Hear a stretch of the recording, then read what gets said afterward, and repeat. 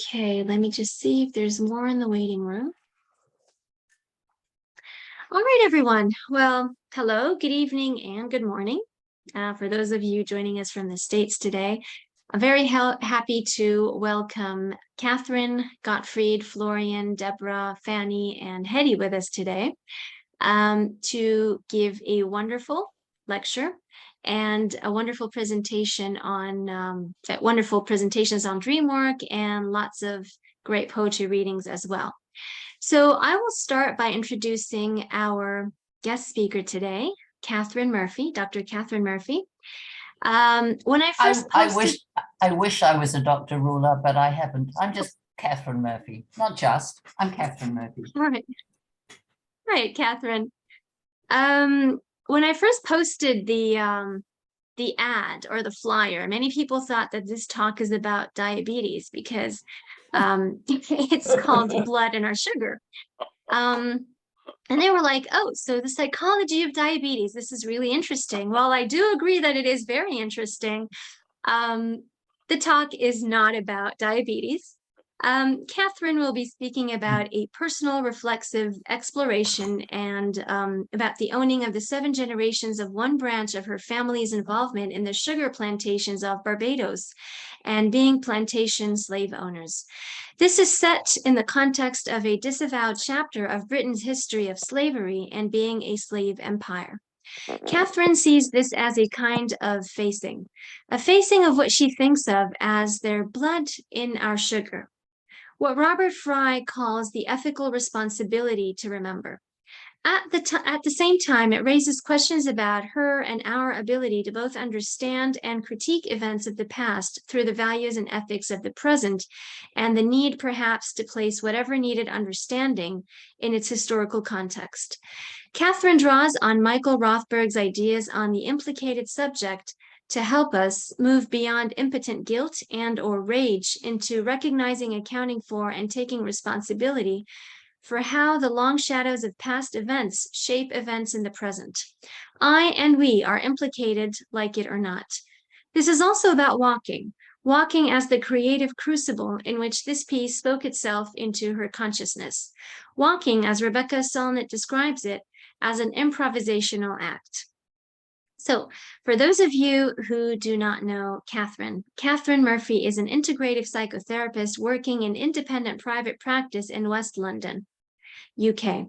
As a practitioner, supervisor, and educator, she is also a qualified teacher and social worker. Born into a farming family in the east coast of the North Island of New Zealand, she came to London in her mid-20s. She is now a chosen migrant to the UK, and London is her second home. A psychosocial or contextual perspective has always influenced the way she makes sense of being human with other humans and is at the heart of her practice. She continues to see psychotherapy and education as both a creative and political activity. And without further ado, Katherine, the floor is yours. Wow. What we were doing before the rest of you joined us was locating where we were in our particular continents. So I, for example, am in West London. And you will, so I would like if we could all say where we are currently, and if that has any other significance for you, would you also add that in? And I'm going to name you in the way that I see you on my screen, because we will all be seeing each other differently. So I'm Katherine, I'm living in West London, New Zealand Londoner. Rula, where are you? I'm also in West London right now, where I recently moved from Dubai. This is where I was living before I came here. And I'm very happy to call London also my home right now. And Godfrey, where are you? Rula was about... Sorry, I'm sorry, Rula, go. Yeah, that's it. No. I've been living in, I'm also in West London. I'm originally from Germany and I've been living here for over 40 years. And Florian, where are you? I'm living in Austria, in Graz. I'm back to my home country. I was before in Czech Republic. Eddie, hi, where are you? I'm in Kalamazoo, Michigan, where I've lived almost 40 years, but I'm originally from Egypt and Lebanon and have lived in Greece and Brussels. Małgorzata, where are you? Have I pronounced your name properly? Yeah. I'm in Poland, in the city in southern Poland, just in the middle of southern Poland. This is close to this region that's called Silesia, close to the city Katowice. This is the region that I was born in, and I'm still living there. Thank you. Sarah, where are you? I'm in Selborne in Northeast Hampshire in England. Yes. Clive, where are you? I'm just outside Brecon in South Wales. Benny, hi, where are you?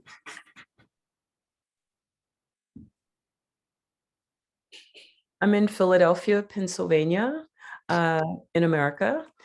And I have recently, well, in the last 2.5 years, moved here from Santa Barbara, California.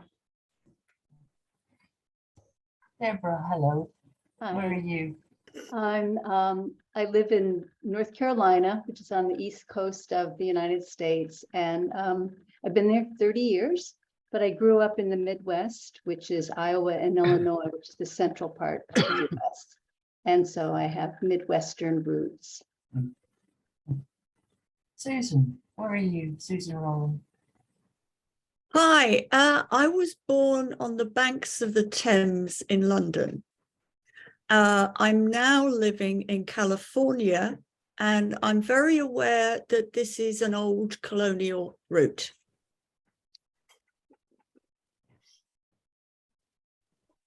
Jutta, have I pronounced you properly? Yes, absolutely. Thank you, Kat, for this wonderful presentation. Yeah, so I was born in Germany, and I lived in Germany until 1997. And then I moved to the United States, and I'm right now in Los Angeles. Ruma, hello. Hello, hi everyone. I'm Rima. I live in London. I'm of Indian origin, born in Kenya, in East Africa. Oh, nice. Claude, where are you? I'm in Chicago. Grew up in North Carolina and lived in New York City for 25 years before coming to Chicago, where I am now. Raymond. Yes, I live in the United States in a small town called Ware, New Hampshire. And Mari Laurel, have I pronounced your name properly? Yes. Can you hear me? Yes. Okay. I'm in Paris, France, and this is my city of birth. And I've always lived in Paris. Lovely. Joan, where are you? Hi, I'm in North Carolina, in the far southeast corner of North Carolina. I should let you see how I look, even though I'm not dressed for the occasion.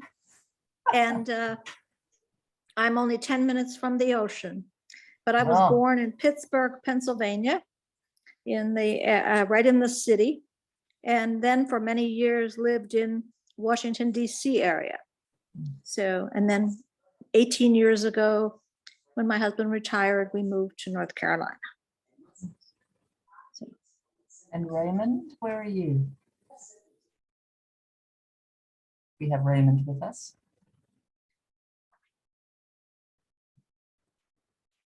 Maybe. Oh yeah, I live in a small. You did me already. Oh, excuse me. So the only person we haven't said hello to or located is Christiane. Is that right? Yes, here Hi. I am. Yeah. Hi, I'm Christiana. I'm from Malta, which is a small island in the Mediterranean Sea, south of Italy. So very pleased to be here with all of you. Welcome. And Joan, where are you? We've got Joan with us. Oh, maybe not.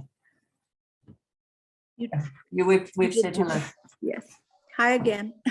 Thank you for being willing to do this, because this is a very personal talk. It's laced with all sorts of facts and figures, but actually it's a personal talk about my family. And it felt important to me to see if we could build, as much as we humanly can through this medium, some sense of a talking together community, a talking circle. And I wanted to have a little bit of a sense of who I'm talking with. So I'm grateful for you being willing to do that. And I'm mindful, as I listen to some of you in the US, that I would not be allowed to say some of what I'm going to say in some of your schools. And some of the books that I am referencing, I understand, are now being banned in some syllabuses. So it feels particularly important to me that we speak about things that people want us not to speak about. And this is one of them. So thank you, Rula, for being willing to take a punt on me, as it were. And thank you, Godfried, for recommending me to Rula, but more than that, for continuing to persistently kind of nudge that I keep presenting this work. As a very sort of failed extrovert, I both love doing this and hate it in equal measure. That may be true for many of you. So my hope in the time that we have together is that somehow, in the kind of alchemy of these things, we will co-create a conversation about history, about memory, about gaps and ghosts, and the implications of these for all of us in the chronological present. So although I'm sharing my family's story, it could be, or maybe should be, many people's stories. And it may well stir your own stories and your own places in previous world events, which may be both pleasurable and painful. There's no way that I can be talking about slavery in my own family and this not be painful for everybody concerned.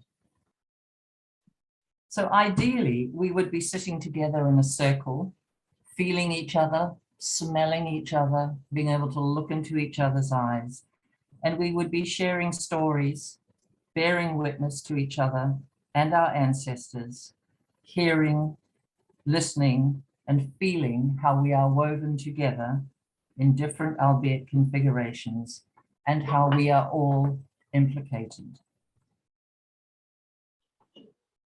This is not what we're actually doing, but it's the image I'm holding in my heart and my mind as I talk with you.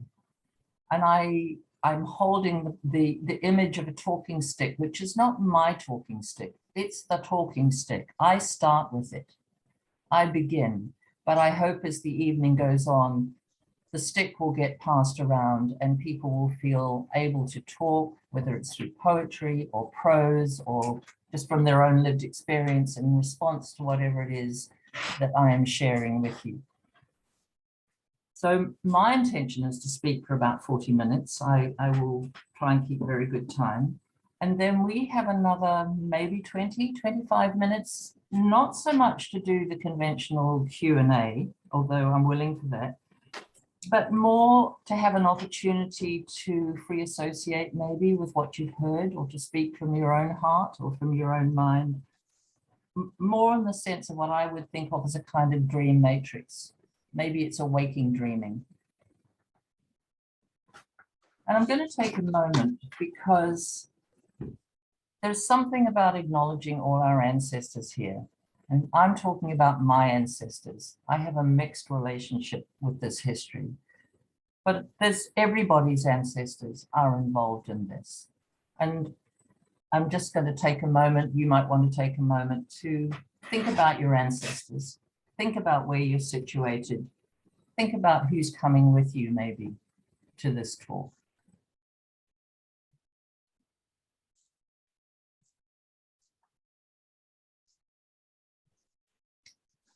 And I hope I do respect to all our ancestors, including my own. So as Rula Maria said, I call this talk blood in our sugar, and it never entered my head that anybody would think this would be about diabetes. I mean, how blinkered was I?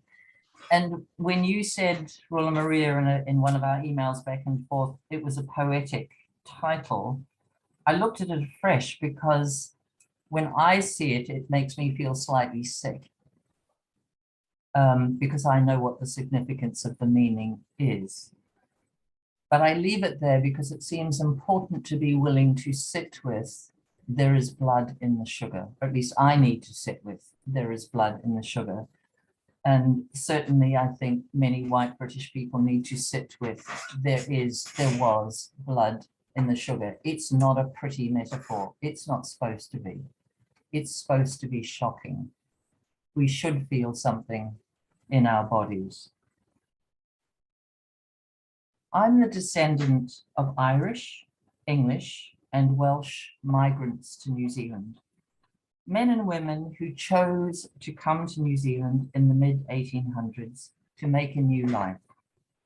One of these was a young man recently married called James Butcher Brathwaite. James was born in the parish of St. Philip's in Barbados in 1821. All my forebears could be described as colonial settlers.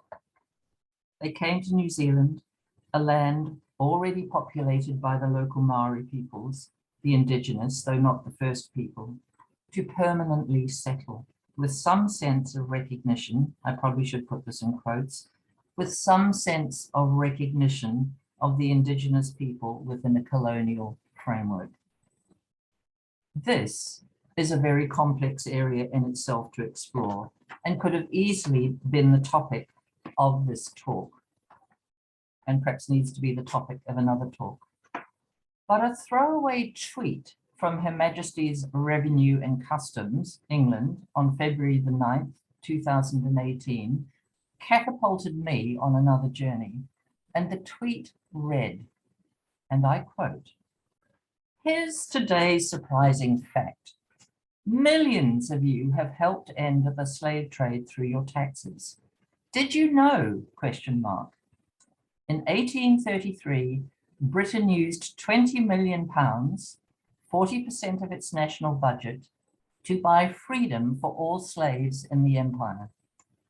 The amount borrowed was so large that it wasn't paid back until 2015, which means that living British citizens have paid to end the slave trade." End of quote. This provoked, as you might imagine, a phenomenal furore. It wasn't so much about the compensation, though that caused furore enough. But the way this tweet was so casually written seemed to suggest that the alleged emancipation, which was legally true, of the Black African slaves in the colonies meant that they were free, a lie, but it also seemed to indicate that the enslaved got compensation, another lie. They did not. They have not. The people who got the compensation were the white British investors. Anybody who was making money out of the slave trade got compensation. And all of us, and that includes me, and it probably includes everybody who's a British taxpayer in this audience, has been paying for the abolition of slavery in this country. I vaguely knew at this point that one branch of my family had been what we called sugar farmers in Barbados. I didn't really quite know the full extent of what this sugar farming meant, but I had some sense that we were involved and we were implicated, and I was shocked that I didn't know about the deal of compensation that was paid in order to pass the legislation that is so lauded in Britain to abolish the slavery and the slave trade. About the same time, University College London's work on the legacies of the British slave trade was published. This is a forensically detailed audit of every person who received compensation after the abolition of slavery in 1833. This is a shocking read. I also have to say I looked up with some dread to see if the Brathwaite name was there and was ridiculously delighted to find at the very least we had not got compensation. But at the same time, I read as much as I could bear of this audit. And if you forgive me, this is grim, but I think it's part of what we need to face. I read, Miss X of Dorset was paid for one arm, X number of pounds. This is, I'm sorry, folk, but I think this is part of the facing. Mr. Y of Gravesend was paid for one arm and one leg. And so the pages roll, and they roll, and they roll. So I'm just going to make sure I'm still breathing in and out, because it's not easy to say those words, but those words need to be said. And any of us can look our families up and find whether in some way, unbeknownst to us, we were compensated, or your forebears were compensated for having a stake in the slave trade.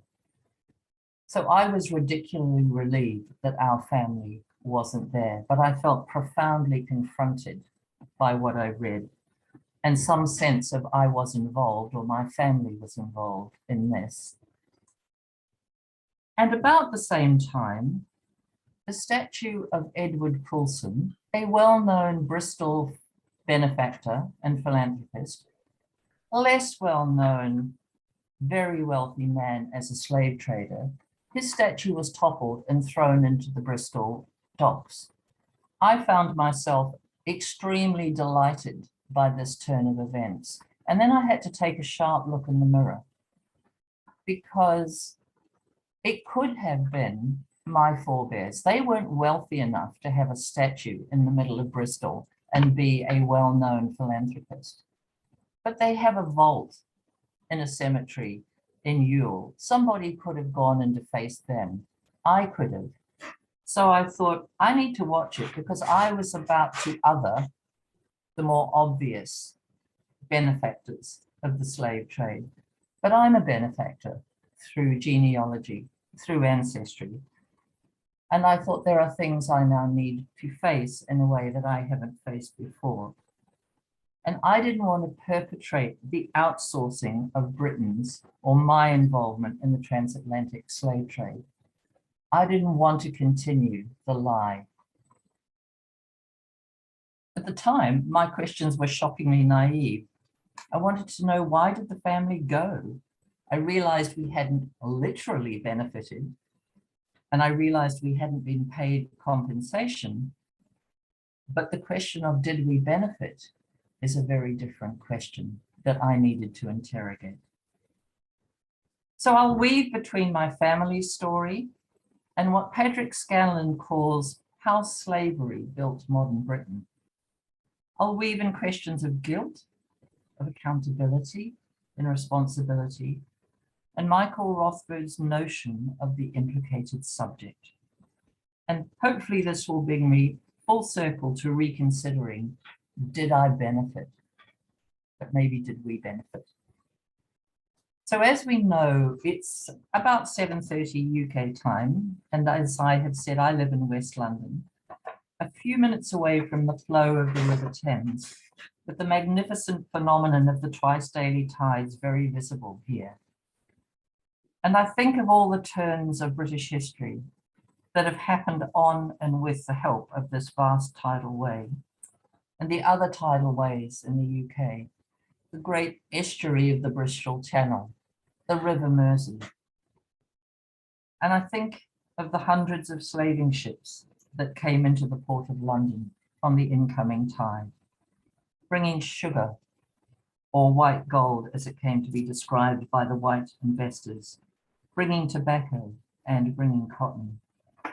And on the outgoing tides, these ships sailed across the North Atlantic to the west coast of Africa, where they would load with what their owners called a different kind of gold, black gold, the black gold of chattel slaves, who were then transported, or perhaps more accurately kidnapped, or abducted to the Caribbean islands and the southern coast of the USA, which was, at that time, a British colony, and then sold onto British plantation owners.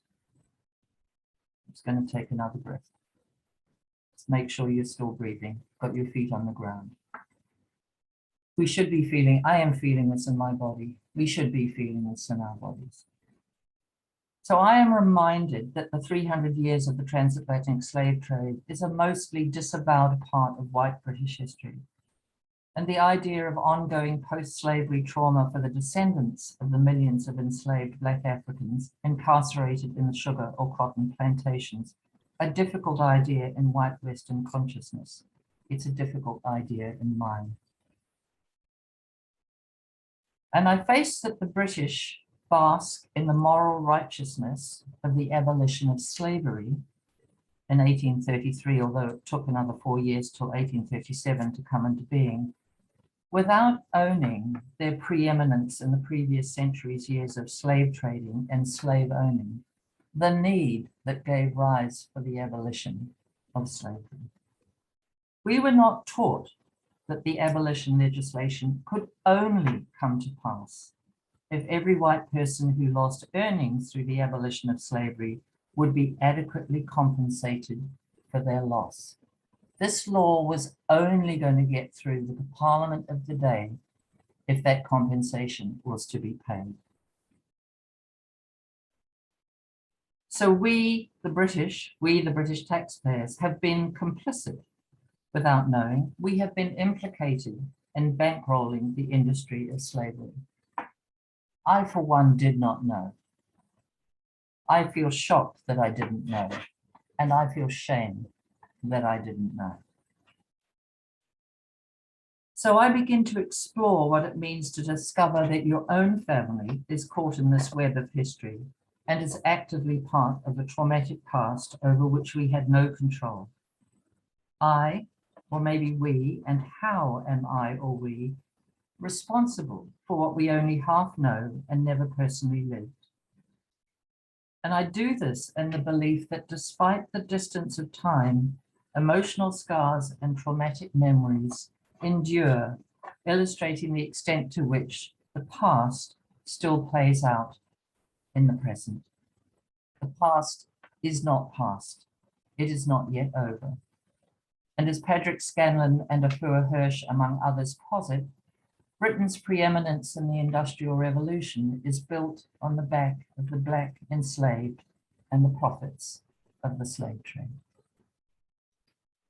It is also in the hideousness of the transatlantic slave trade that notions of the white race and the Black race develop, and the dichotomy between them is forged, particularly in British law. This has an ongoing legacy that we are all, I believe, implicated in. So I'm born into the miasma. I've lost my place, I'll start again. Lieve Garman and Elise Halmanson write, the creation of race and the subsequent production of racial subjects offers the imperialistic imagination a convenient justification and serviceable pretext to dispossess and to enslave, to plunder and to exterminate. Acts taught to be in some distant past and thought to reside only in history. Yet they continue to shatter communities and to alienate individuals to this day. So born into this miasma of this imagination, I try and face my own history in the context of the history of white Britain. My paternal great-grandmother was born Ethel Brathwaite, daughter of James Butcher Brathwaite. Brathwaite, or Braway in patois, according to the website Creole Links, is one of the 20 most common surnames in Barbados today. Other sources suggest it is one of the 3 most common surnames in Barbados. And like the other most common surnames, it is British or Scottish in origin. And like most other common Barbadian surnames, Brathwaite has its origins in the enslavement of African forebears whose African names were erased. Brathwaite is an ancient and well-known surname in the north of England. It comes from the Old Norse, meaning small clearing. It is first found in Cumberland, where the family had a family seat from about the 11th century. Brathwaites are recorded as residing in the Lake District in the 16th and 17th century, and there is a small village called Brathwaite in northern Yorkshire. It is fair to assume that they were part of the English landed gentry and people of some means. They were deeply embedded in Britain's highly stratified, feudally based, patriarchal class system. James Butcher Brathwaite was born in 1821 in the parish of St. Phillips, Barbados. What binds these pieces of information inextricably together is the sugar plantation of 3 houses, St. Phillips, a plantation owned by my ancestors, the Brathwaite family, from 1685 until the abolition of slavery in 1833 through to 1837. Like all sugar plantations, a plantation worked by chattel slaves. So there are at least 150 years of chattel slave owners in my family.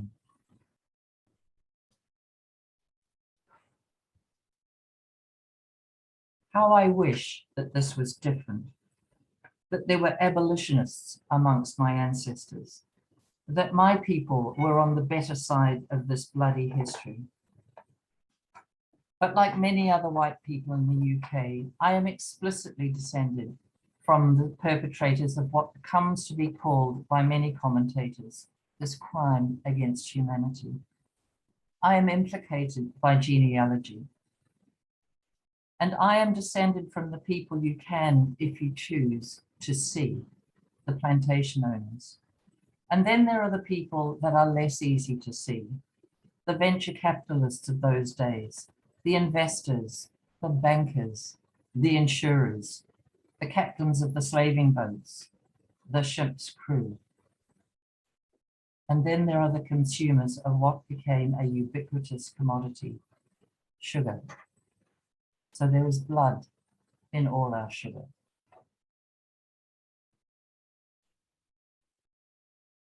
In a white New Zealand settler family, my kin have trawled through a lot of our family history.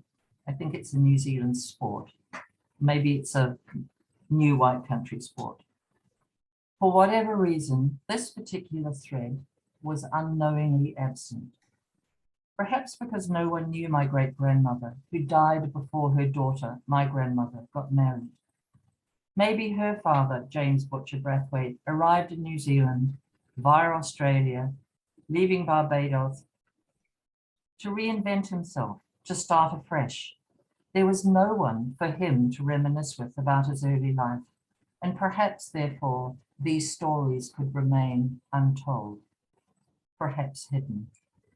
Post the abolition of slavery, did these become the stories the plantation owners and the slavers, the investors in the transatlantic slave trade, never told? They are hard to find. So this history was an uninterred gap until recently, when a curious cousin wondered about my grandmother's family, and especially her 2 beloved brothers, both killed in World War I, whose middle names were Brathwaite. And there we find the Brathwaites, the plantation chattel slave owners. We know very little about why the first John Brathwaite sailed to Barbados in 1679. The call of adventure, of wealth, a different life, an escape from Britain's bloody history at that time, a journey perhaps that was full of promise for him and then becomes an egregious crime against humanity for millions of others. I find myself often crying out, why did you go? What possessed you? What were you thinking? But that's the cry of a middle class, liberal, progressive woman in the 21st century. Oh.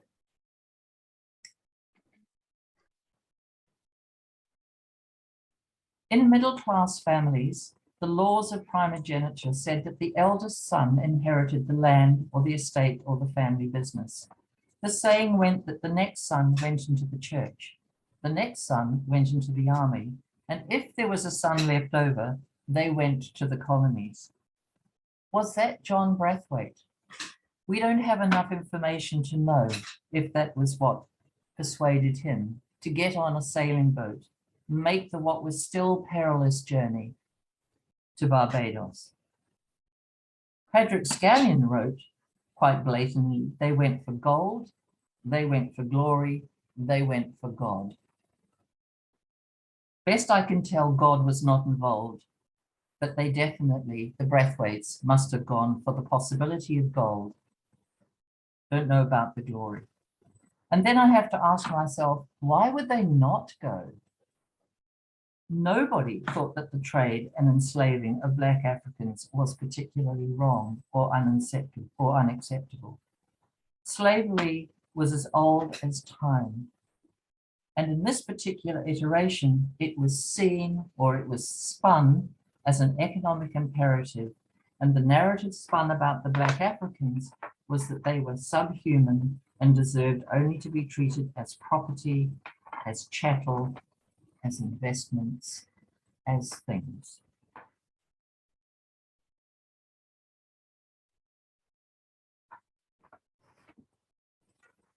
So by the time John Brathwaite arrived in Bridgetown, the capital of Barbados, in 1679, plantation chattel slave owning was the norm in Barbados.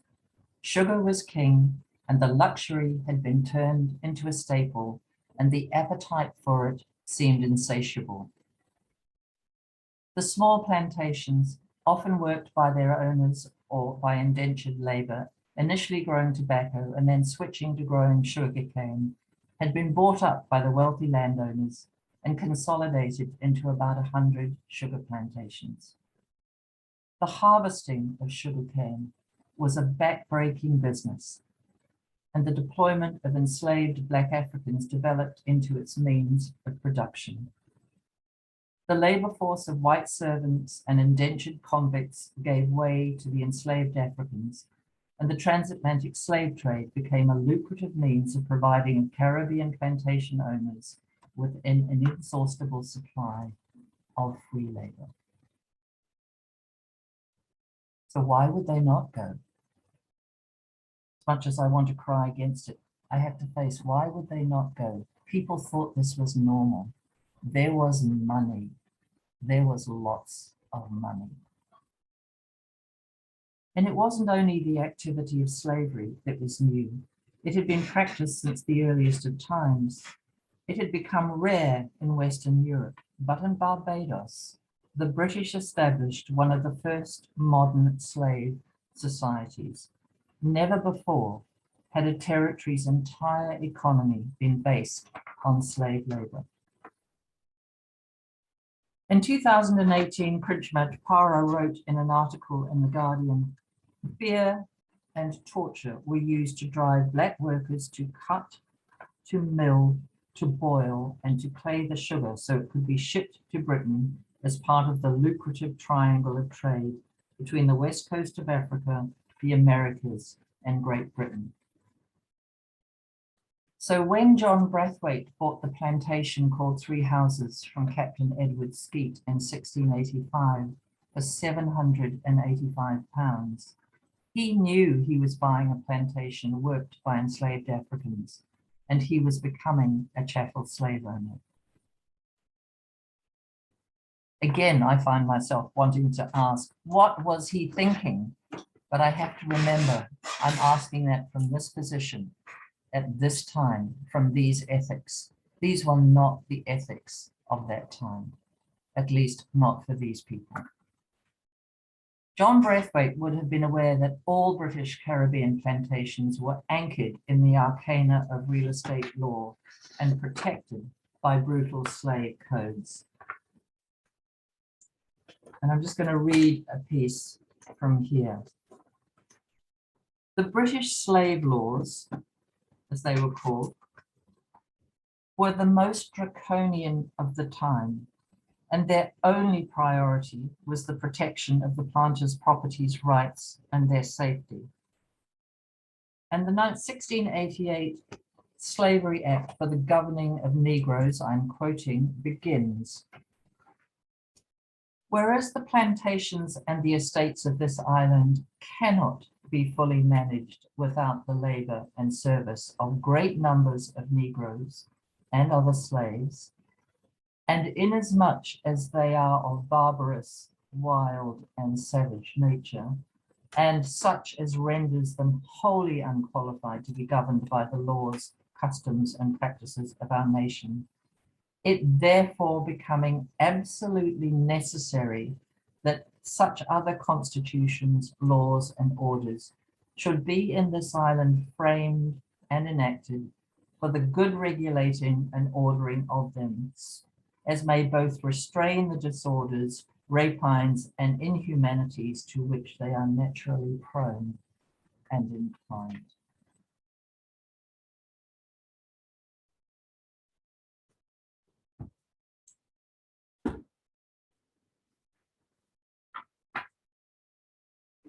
So that is what my forebear, John Braithwaite, stepped into.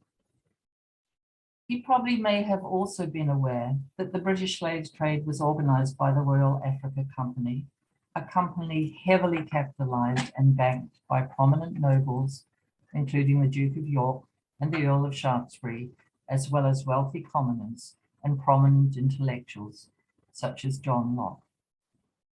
He had money. £750 at that time was a phenomenal amount of money. It's not clear how or where he got this money, but clearly he thought this was going to be a good investment. This was, after all, white gold. By the time he brought 3 houses, the plantations of Barbados were amongst the most prosperous, the most heavily capitalized, and the most mechanized chattel slave workplaces of the pre-industrial era. He was becoming, in my language, in the language of current commentators, one of the perpetrators of fear and terror. Although there is much historical data about this and these times, there are only a few personal records from the slave-owning plantation owners themselves, and there are no available diaries or letters that we can find from the 7 generations of Braithwaites that lived on the plantation of 3 houses, St. Philip's, until 1840. I can find some records about a John Braithwaite called the Great Explorer and quote unquote faithful Barbadian, who lived there from 1721 to 1800. And it's easy to find how big the plantation was, around 240 acres, and how many slaves they owned. In the early 1800s, about 243. But what I want to know is, what were their lives like? What did they think about slave owning? And how was it to live so closely with a group of people you depended upon for your livelihood and your domestic care, and yet you feared it might rise up and burn your property and kill you for their very release? Can you be a good slave owner? And what does it do to your psychic world to be both genteel and cultivated, quote unquote, and to be treating other people with terror and torture to get them to do your bidding? As Edward Ball in Slaves and the Family writes, the slave owner and the enslaved are inextricably bound together. It's a sort of hostile dependency, you could say.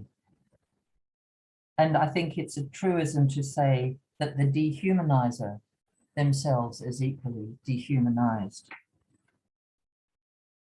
So I have to think, what did it do that there are 7 generations of men primarily that I am descended from who found it easy to live this way, who may well have found it easy to pick up a whip and lash one of their slaves until their skin bled because that is what they were expected to do. What do you need to do in order to do that day in and day out? I think it requires an extraordinary degree of dissociation and splitting and deadening of your own capacity for interhuman empathy. And then I have to think about transgenerational transmission of trauma. And we talk about it particularly in terms of the descendants of the enslaved, and rightly so. But I sit with thinking about where is the transgenerational transmission of trauma in my family in terms of that degree of dehumanization, that degree of desensitization. What perhaps has been passed on to us? What's been passed on to me?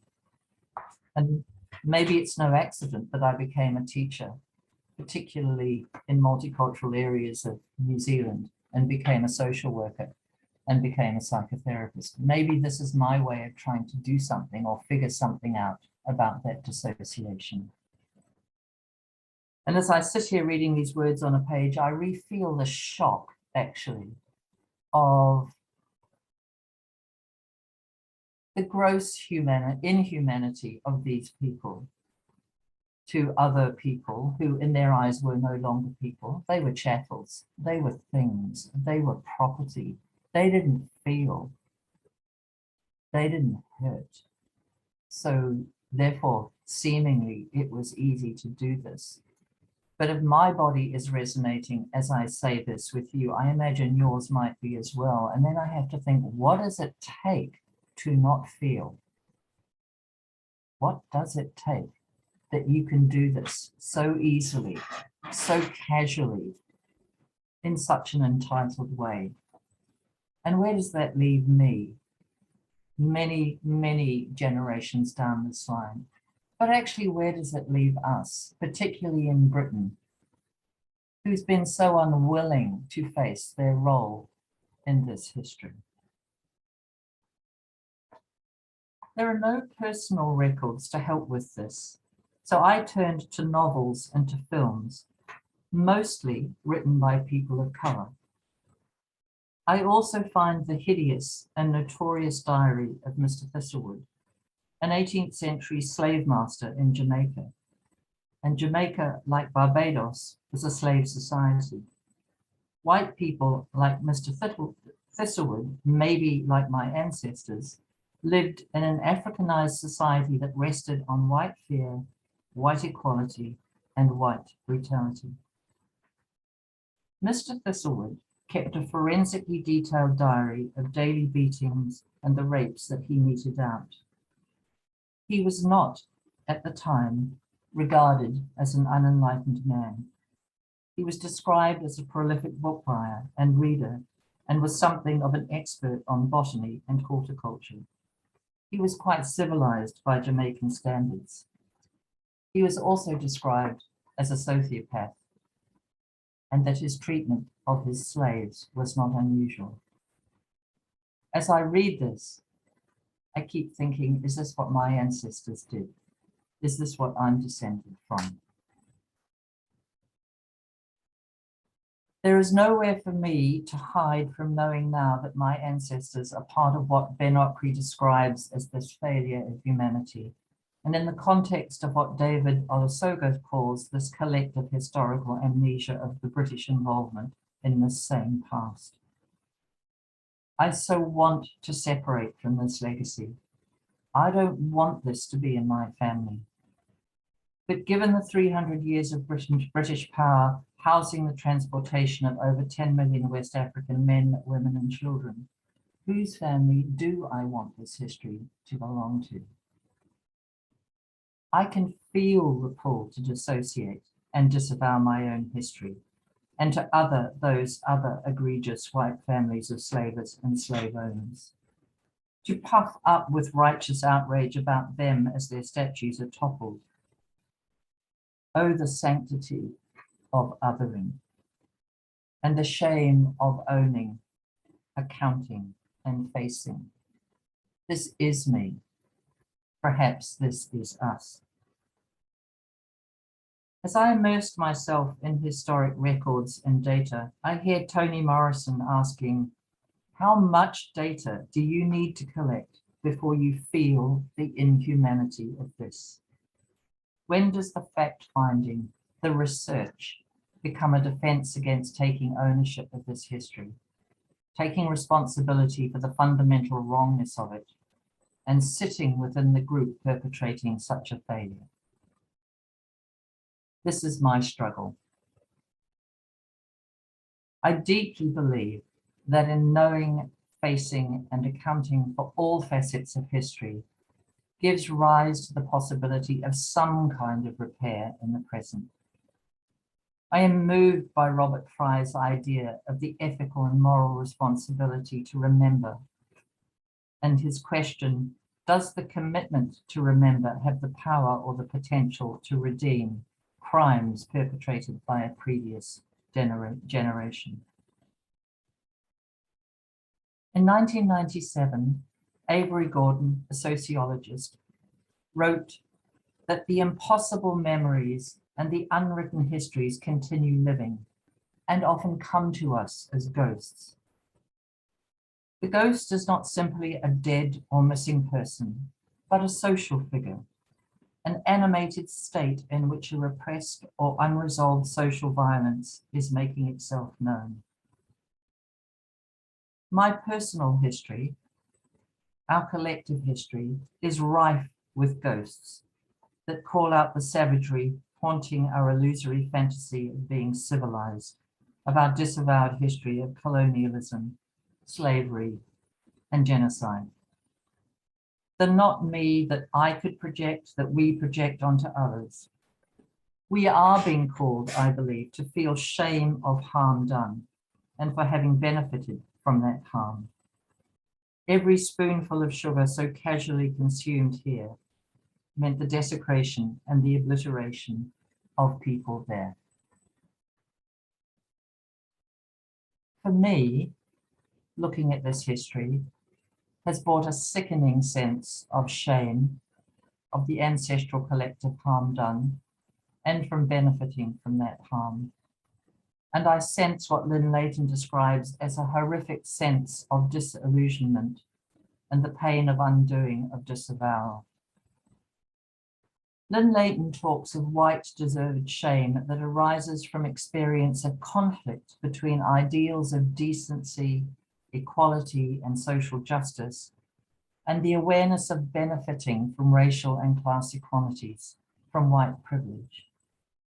It is important, she argues, not to bypass deserved shame, but to move closer to it. And into moving into that shame, this might lead to ethical action. There is a place for guilt, I believe. I do feel guilt. I do feel shame. But I hope that that guilt doesn't become some kind of impotent sword upon which I then fall and become disempowered. The feeling of guilt feels like it needs to be the push to some kind of action.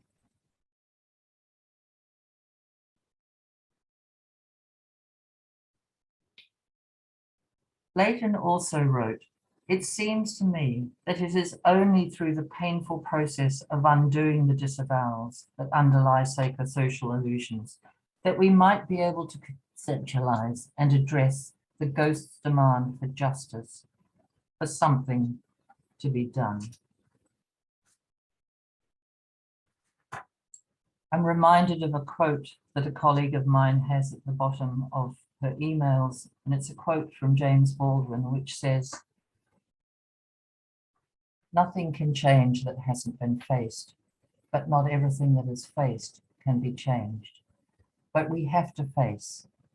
That at least is a first step."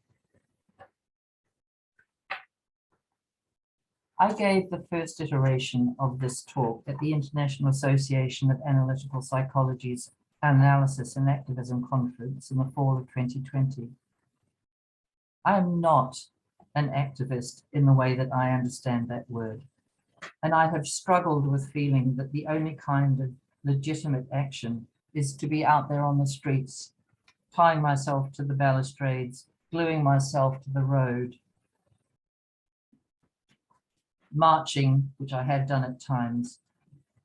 But I've struggled with feeling that that is the only legitimate kind of action.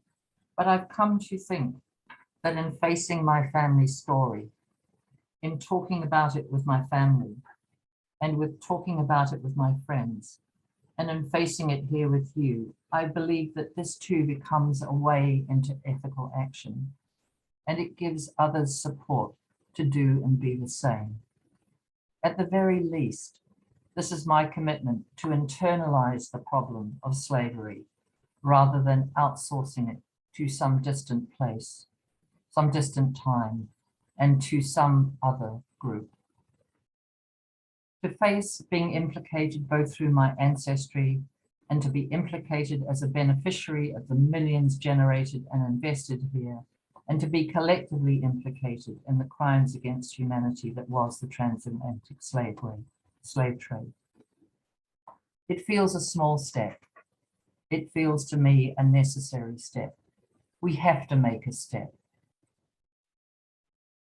I end with an activist's prayer that was first tweeted by community organizer Terence Hawkins in June 2020, and was included in the Washington Post's piece on race and reckoning in July 22. Thicken my love, widen my heart, sharpen my analysis, enliven my practice, embolden my voice, deepen my rest, lighten my heaviness, toughen my skin, soften my heart, strengthen my friendship, lengthen my endurance, weaken my ego, and awaken my soul.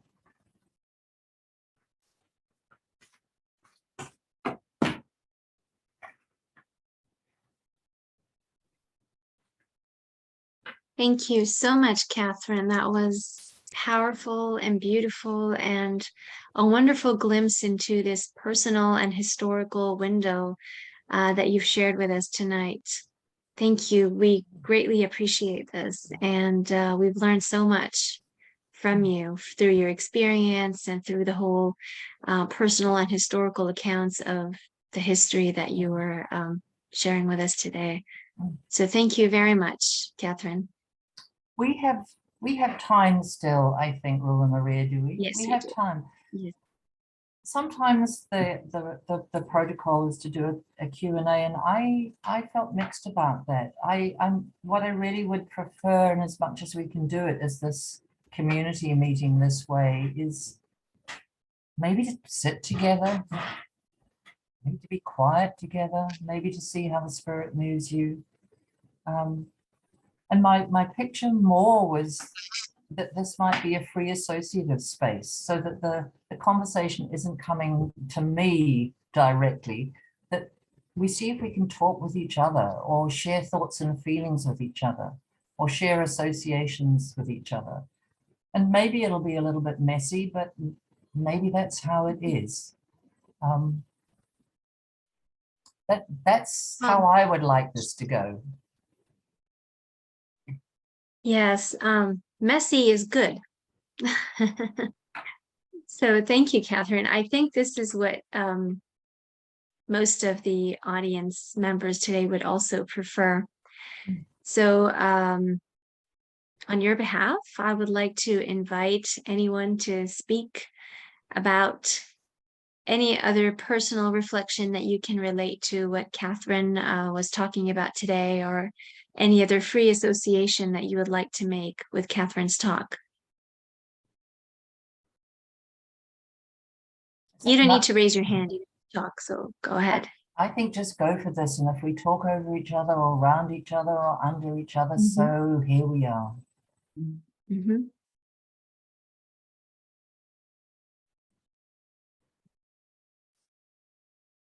Maybe I'd like to start.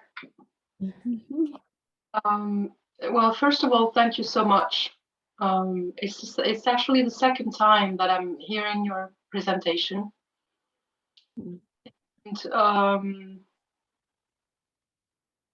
it's as strong as the first time. I'm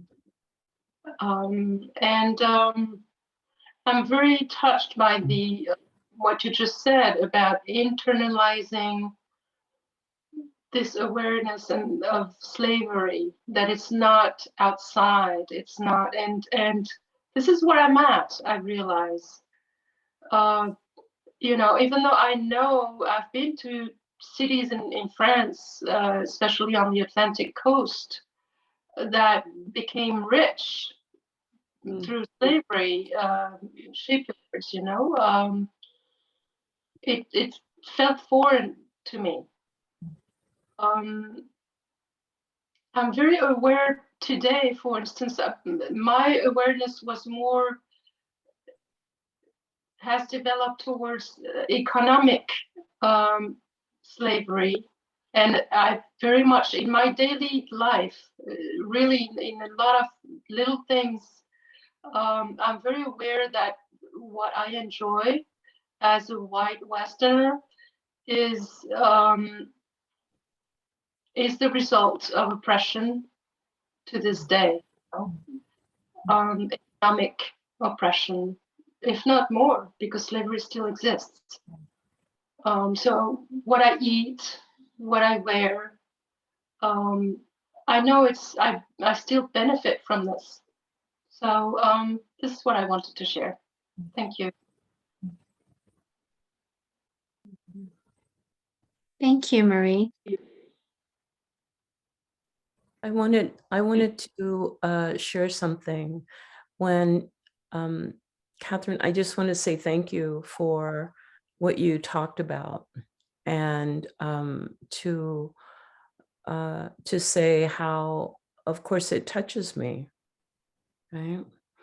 And I remember when I was in school at Pacifica, not as faculty, but as a student. And I think it was Robert Romanishin who I first heard say this, that psyche likes to be reflected back, right? And likes to be mirrored.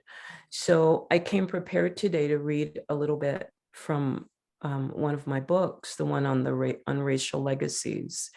And Helen Morgan, who's a British Jungian analyst, and I co-authored this book. It came out in January of this year. So I just want to read a little bit, maybe a couple of sections from it, if that's okay. In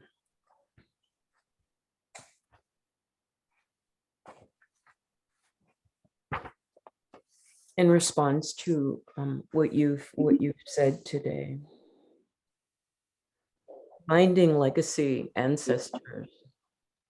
I imagine my first African ancestor's half-blind gaze as he leaves the slave ship in Charleston, South Carolina.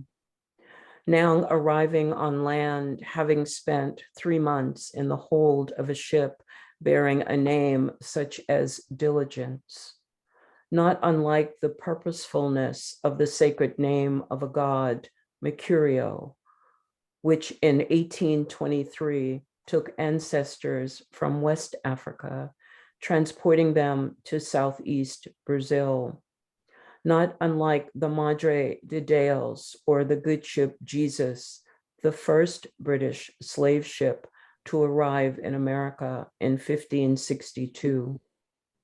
These holy names are painted on the ship's bow. The ships have been sent off with the blessings of European monarchies and the Roman papacy to capture human lives that exist to them only as inhuman African cargo.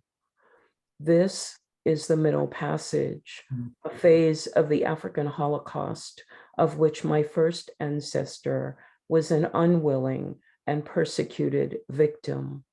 The ships holding him and other captive African men arrive on the stolen waterways of soon to be enslaved and genocide native indigenous people. I imagine that my ancestor is weak, his muscles laying loose next to bones, moving only at the whim of white men, crew members, who force him to exercise as they choose. Forced dancing on deck to the crew's shouts and screams, letting the few snippets of air enter his lungs on days when sun sent rays through blue sky. My first stolen Americanist ancestor must have cried as he left the tall trees of his savanna. The mother, father, sisters of his family gone forever. The village where he had grown to young manhood, passing through the rituals of his rites of passage, gone and soon to be replaced with rituals of auctions, clearing swampland for rice plantations, staring into the future of his enslaved children. The centuries of time weaving through ancestral life has brought me here today. So I'll stop there. Wow. What, Thank you, Fanny. Oh, you're welcome. what touches me, that seems is such a crass word. We don't even almost have language, Fanny, but in the extraordinary crucible of this talk, my people and those ancestral people are inextricably linked in some shocking way. And so when I hear you read those words, it touches me differently and deeply, because it's my family, it's my ancestors doing that. It wasn't just mine, but I'm the person sitting here taking, at least attempting to take some responsibility. Yes, and I appreciate that. And I think that that we us now have to be awake to the suffering, the Holocaust, the African Holocaust. We have to be awake to it, and we have to be thinking about things like British people who owned slaves, the enslavers being paid, and those of us, the descendants of African people, not receiving any reparations yet. So when we have these conversations about Black people being angry and how, oh, Black women are always angry, or Black people can be so angry, it's like there's something that has to do with this awful, painful historical experience of slavery that we have not been willing to engage with and honestly have enough conversations about. So of course, inside of us can be this archetypal anger and rage in addition to sadness. So I am appreciative of you, Katherine, for being willing as a white British woman to speak about your own ancestors and the history of British monetizing the bodies of African people, because until we have more of those conversations, we're going to be in this this dilemma. Yeah, so thank you. Yeah. Yes, absolutely. And I can hear in your poetry, Fanny, a kind of communion and communication with your ancestors. And through the dialogue today with Katherine, this is, as you said, we need more conversations like that to come to terms and to actually see and find real solace in the ethical responsibility, as Katherine dubs it. The ethical responsibility that might manifest generations later. And we hope more and more of this happens, and we hope that we do hear more voices from descendants of colonizers taking the same ethical responsibility as what Katherine did today. I'm sure there are many. We just need to speak more of it and out in the open as well. I mean, I'm from the Levant. I'm Lebanese. We've always been colonized, invaded by someone. I used to hear a lot of stories from my grandparents about the French and the Turks, the Ottomans, and of course, in our more recent history, Israel as well. So we've had a lot of that. And I'm from Greco-Syrian descent. So part of my family is also Greek originally. And we do, we still have this. You see it. Many members of my family, for example, they refuse to visit Turkey. We still feel those reverberations of the history that maybe we've never experienced personally, but it does get passed down through the generations as well. And of course, it does feel good when you do hear others apologizing in a way, or at least taking responsibility, because just as we inherit the traumas, the colonizers also inherit the guilt one way or the other. You can't dehumanize without becoming dehumanized. I mean, you probably know that, but I'm reminding myself, I don't think it's possible to do one without becoming the other. Are we still okay for time, Rola Maria? Yes, we are. Yeah, we still have 10 more minutes, 12 minutes actually. So the floor is still open, the space is still open for wherever you may have found yourself going, or associations. Lots of hands up. I see Gottfried, Jetta, and Deborah. Gottfried, I guess you went first. So thank you ever so much, Katherine, for what you have given us. The very last thing that you were just mentioning, in a way that it's a trauma also for the perpetrators or for the descendants of the perpetrators. That does not mean in any way that I want to disregard the descendants of the victims, but as you put it, they are together in this, bound by this trauma. And I'm wondering whether somewhere there lies the answer to a question that has been vexing me. Why is what you have done, what you are doing, why is that so unique? I only know of two other people in the English-speaking world. You've mentioned Edward Ball with his book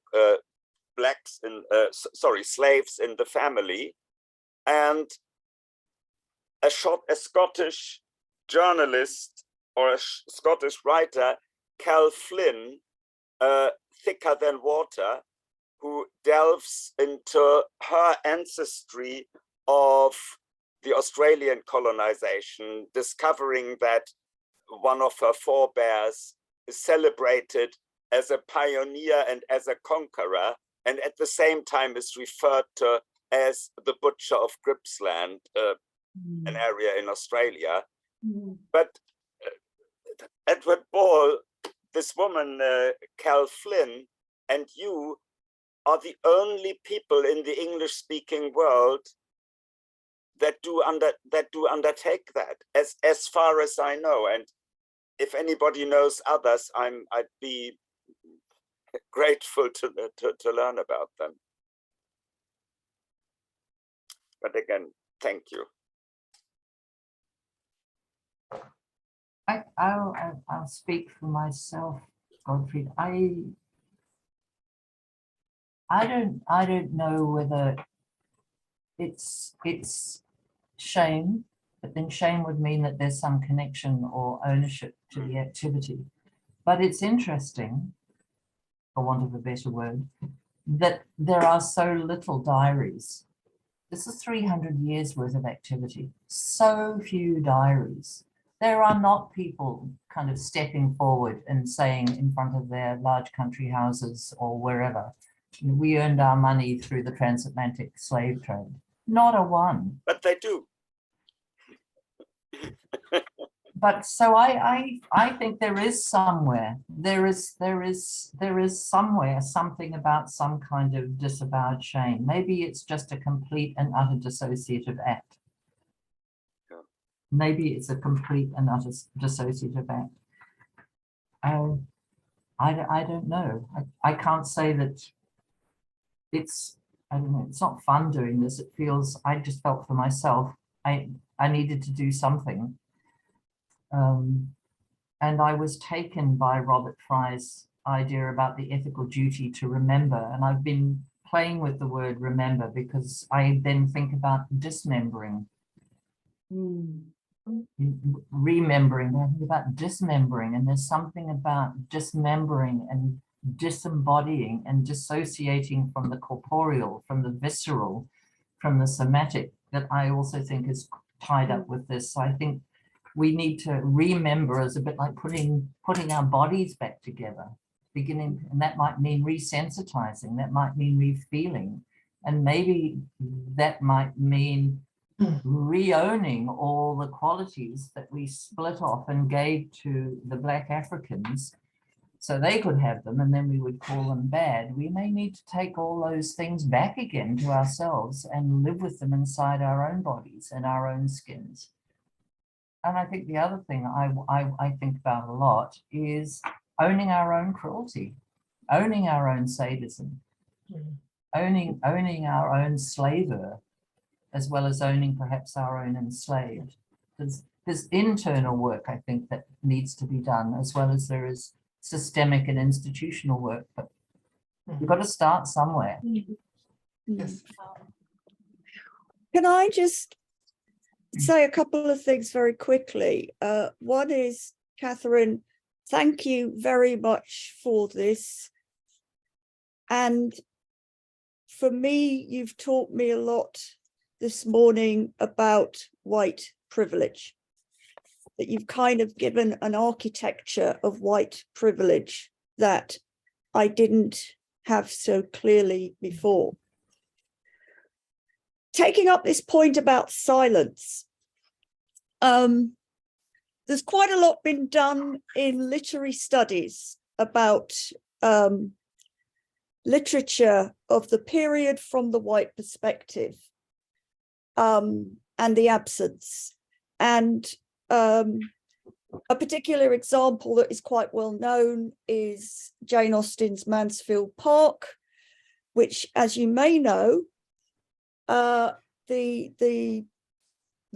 patriarch in that story gets his money from the sugar plantations in Antigua, and he goes off to Antigua to the plantation, and he comes back again, and there is no description of the plantation, there is no mention of what the plantation is like. It's just the background where all the money comes from. But there is something in the book that people don't really pick up on, which is that after the guys come back from Antigua, having sorted out problems there, and there's no sense of what those problems are, the heroine, who is a poor relation of the family, there's a conversation between the heroine and another member of the family in which the guy says, Fanny, your uncle is very pleased that you're talking more in the evenings. You asked a question about slavery. And I think that has often been forgotten, that Fanny Price asks a question about slavery to the guy who owns slaves. And we do not know what the question was. You know, the question might have come from, oh, you've got slaves, you know, that's just part of how things are. Or it could have been, a potentially critical question. This isn't a big deal, but it's interesting in terms of what we've been saying about shame and silence and repression, the repression of the truth of that world in which a very privileged white world was built on this atrocity.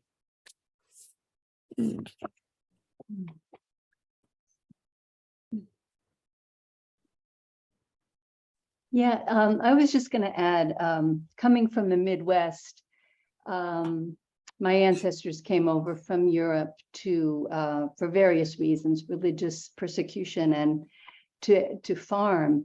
And there were a lot of diaries written about the westward movement.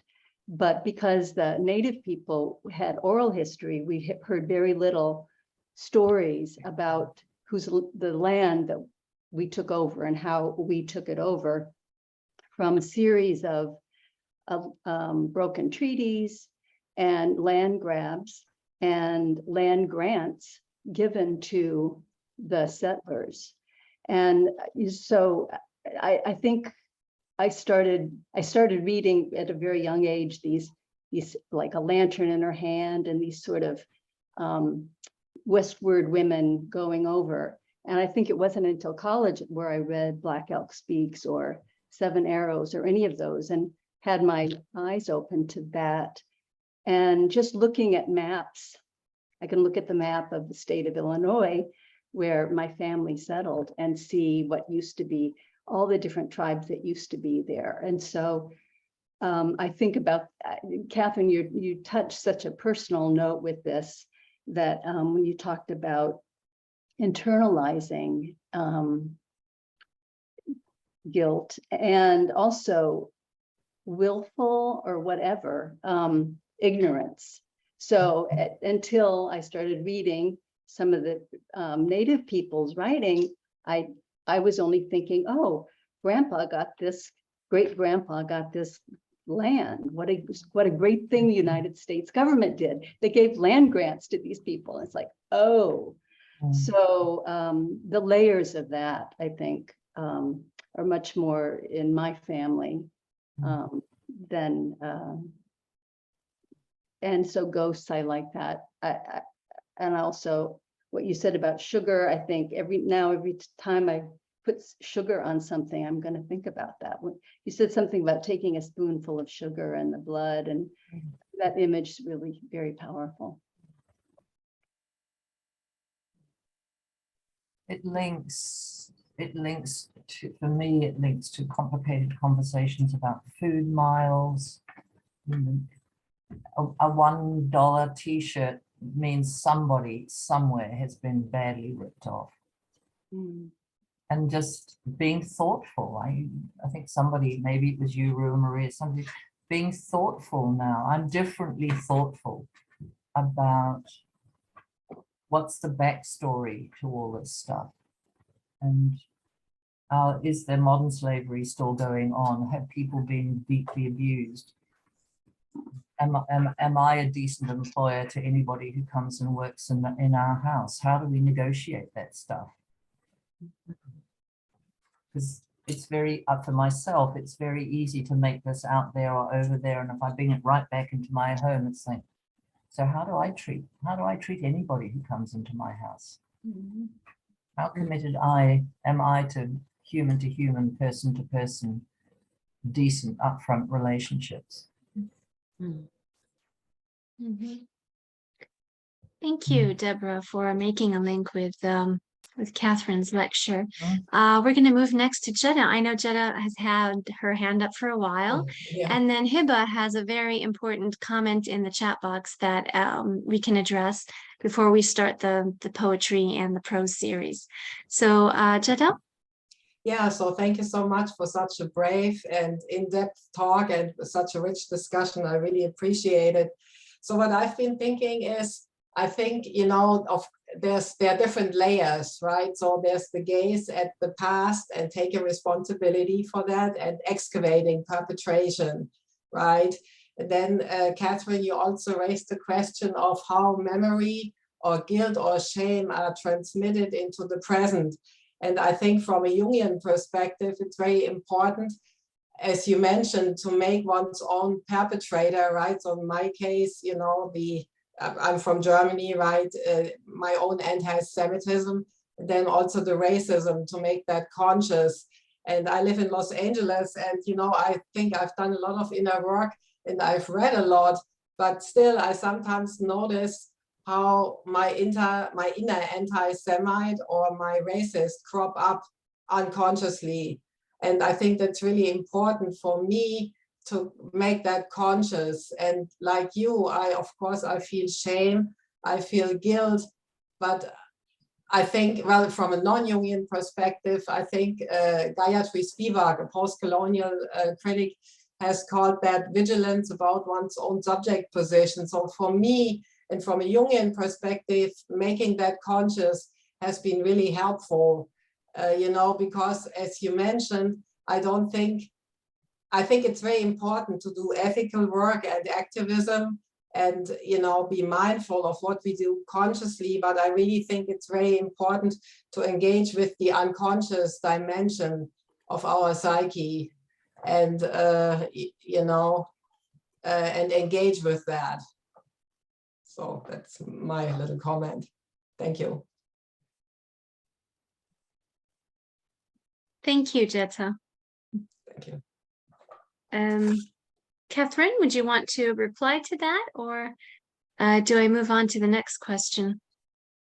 Is Hebe here? Because yes, Hebe is here. Hello, I'm going to read Hebe's question. Heba says, thank you, Katherine. This is the second time I hear your talk and find it deeply moving for the courage you have and the humility you have to express the shame and the guilt in the way you do. Guilt has silenced the Western world to address the enslavement of Palestinians under a colonial regime happening in the here and now. Can you speak to that guilt that sidelines cruel human rights abuses and protects the impunity of the contemporary colonizer? Thank you, Heba, for your question and comment. And Katherine? Blimey. I'm not sure I can do justice to the second part of your question, Heba. What I do sit with for myself is the guilt that becomes a sort of self-reinforcing racket, but nothing changes, nothing happens, nothing moves forward. There's no movement. And the guilt that feels like it comes from a proper recognition of wrongs done and is actually at its best an impetus to action. Now, those may be very small actions, they may be very big actions. To speak to why this doesn't move us individually and collectively, to speak out about some inhumanities more than others, I don't quite know, actually. I don't know.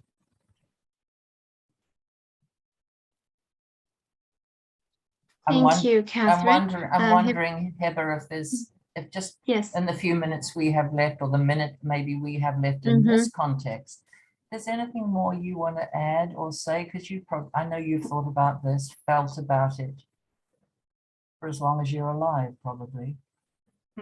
Thank you, Katherine. The reason why I've muted is simply because it's time to take my dog out and he's going to be barking. So if he barks, sorry. Oh, it's a question that stays with me, and I'm, constantly thinking about it. And every day I see it happening that, there are conferences where we're talking about diversity and exclusion and, and then no one will speak about what's happening to the Palestinians. It's never part of the conferences or part of the talks where actually we are trying to talk about abuses of human rights, apartheid regime going. There have been many, many reports. B'Tselem is one of them. Amnesty International, 4 or 5 years of forensic study on the ground, 280 pages, describing all the crimes against humanity committed by the State of Israel, breaking the silence, Israeli NGO, also breaking the silence on all those crimes committed, and yet no one will address that issue.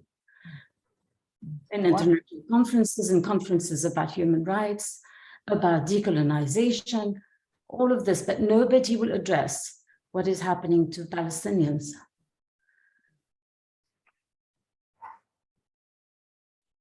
The only, my heart feels for you, Heather.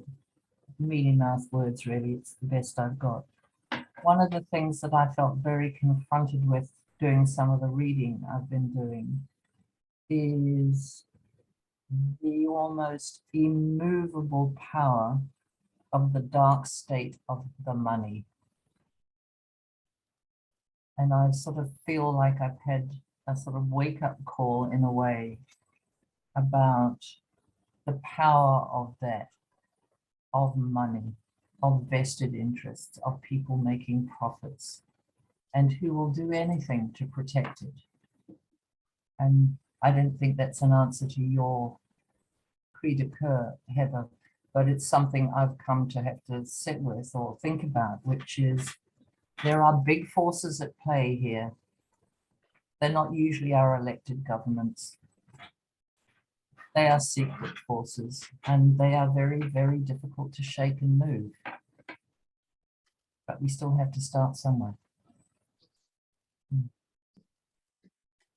Yes, absolutely. Thank you, Hiba, for your comment. And yes, as Katherine says, I mean, I think we can all see that it is a question of power and a question of the money and who holds the power and who holds the money and those forces, invisibly seen and visibly invisible, that we all kind of sense, that move the world and are very difficult to shake. And hopefully, yes, we do need to start somewhere, and can only hope and pray at the moment. Thank you, Hiba. And with this, we will start with the second half. We might want to take a 5-minute break, and then we'll be back for some poetic responses and some other types of creative responses as well. So we will start next with Gottfried, and then Fanny would like to read some more of her book. And then we will also have Hedy, Florian. Healing. So I'll present you first, Gottfried, for those who don't know you. So Dr. Gottfried Maria Hoyer is a Jungian training psychoanalyst and supervisor, Neo-Reichian body psychotherapist and trainer, some 40 years of clinical practice in London, including work in many European countries like Russia, North, Central, and South America, Africa, and Australia. Gottfried is an independent scholar with some 70 papers published in 7 languages.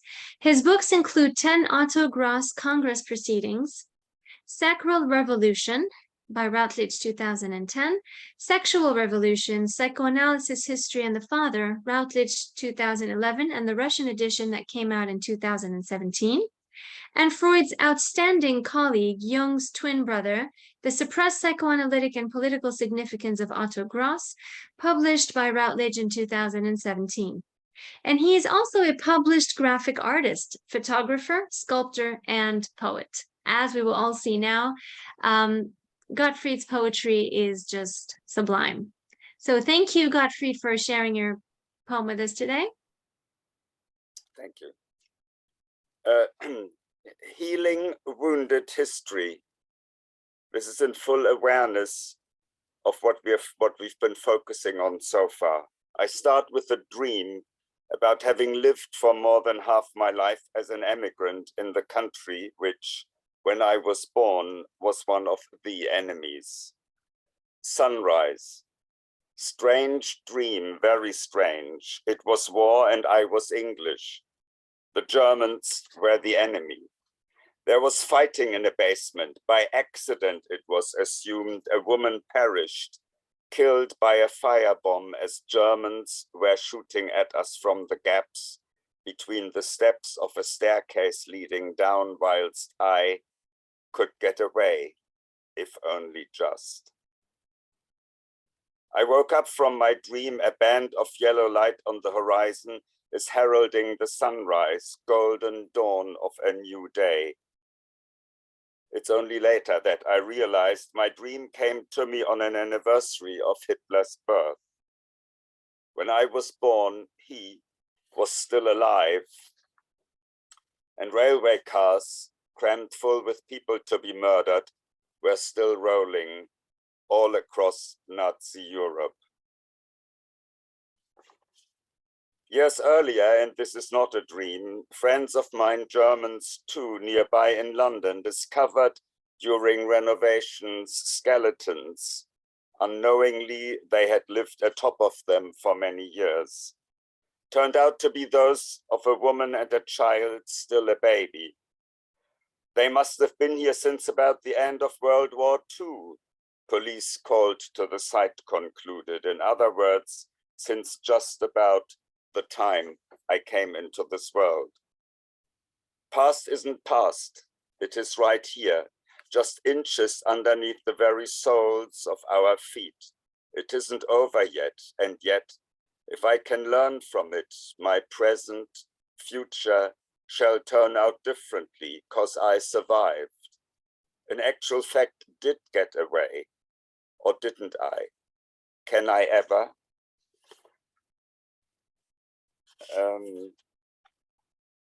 The next poem is from some years ago, yet what occurred I keep as a treasure in my heart, as if it happened yesterday. A mistake. Montreal, Canada, a worldwide international congress of Jungians.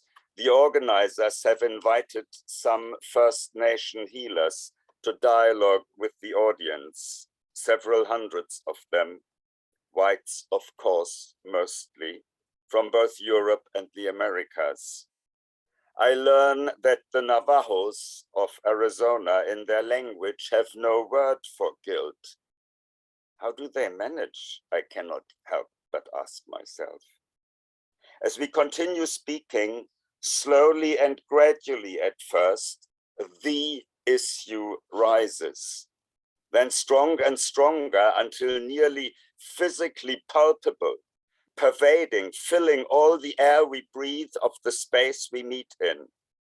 The audience's ancestors, in the not so distant past, and it continues happening presently to this very day and as we speak, drove yours, the First Nations people, right to the very edge of extinction, genocide. There are no words for this. Silence. Silence. Then one of the shamans, Dr. Richard Atleo from the Pacific's northwest coast, rises to state, in our culture, we do not look back. And we are grateful for our mistakes, because how else can we learn? Mistakes? The healer's words make tangible for me, and I believe for all, the presence of the holy. They brought tears to my eyes then, and they continue doing so. Thank you. Do I still have a couple of minutes, or where am I? You still have a minute and a half. Okay.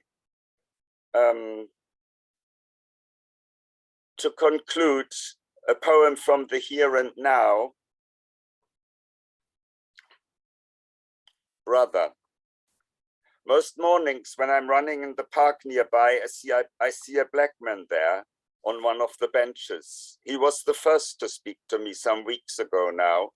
Look up, chest forward. Look straight ahead, not down, he is calling out, adding that his grandma always kept herself like that, and she reached the age of 104. This, I can truly say, has changed my life, the way I hold myself. So every time we see each other now, I say, what a delight to see you, blessings to you. And he responds, and at times he calls me brother. That brings a lump into my throat, and I again feel close to tears. Of course, I know full well that this word cannot at once unhappen what has happened, yet I never shall forget that with this word, he is pointing the way towards a future that is possible.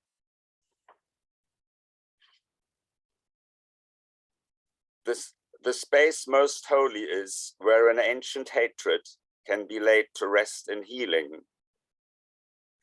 I can be reborn free, can take responsibility for what has happened, to ensure that in the future we shall not repeat the past, so we can heal and grow towards hope and understanding, and thus maybe forgiveness, because only then, as Desmond Tutu said, will there be a future, so that we can truly be the people that we have been waiting for. One tribe, one earth, one sky, and holding all the divine. With blessings, thank you. Thank you so much, Godfrey. This was a beautiful dovetailing to Catherine's lecture. So marvelous imagery and such profound and deep meanings there. Thank you, Gottfried. So hopefully after the end of the series, if you have more poems that you would like to share, we would love to hear them as well. Thank you so much for sharing. Thank you. And next we move to Dr. Fanny Brewster. Fanny, hello. Hi. Hi, it's lovely to have you with us today, Fanny. And I'll give a brief intro. I'll be reading your bio, which I found on the Pacifica website, if that's okay. That's fine. All right, so Dr. Fanny Brewster is a core faculty member in the depth psychology specialization in integrative therapy and healing practices. Prior to beginning in this capacity, she served as a faculty member in the clinical program and as an adjunct faculty working within the depth archetypal and Jungian psychology, DJA, and depth psychotherapy departments, DPT, while maintaining a New York City private practice. As a faculty member of the New York Jung Foundation, she has taught classes and given public forum lectures on Jungian-related topics. While a board member with the New York Analytical Psychology Club, Dr. Brewster developed and led experiential workshops on dreams, creative writing, and mythology. She has given national and international workshops and lectures on culture, diversity, and creativity, the Depth Writing Workshop. She has received 2 Gradiva Award nominations for her writing from the National Association for the Advancement of Psychoanalysis.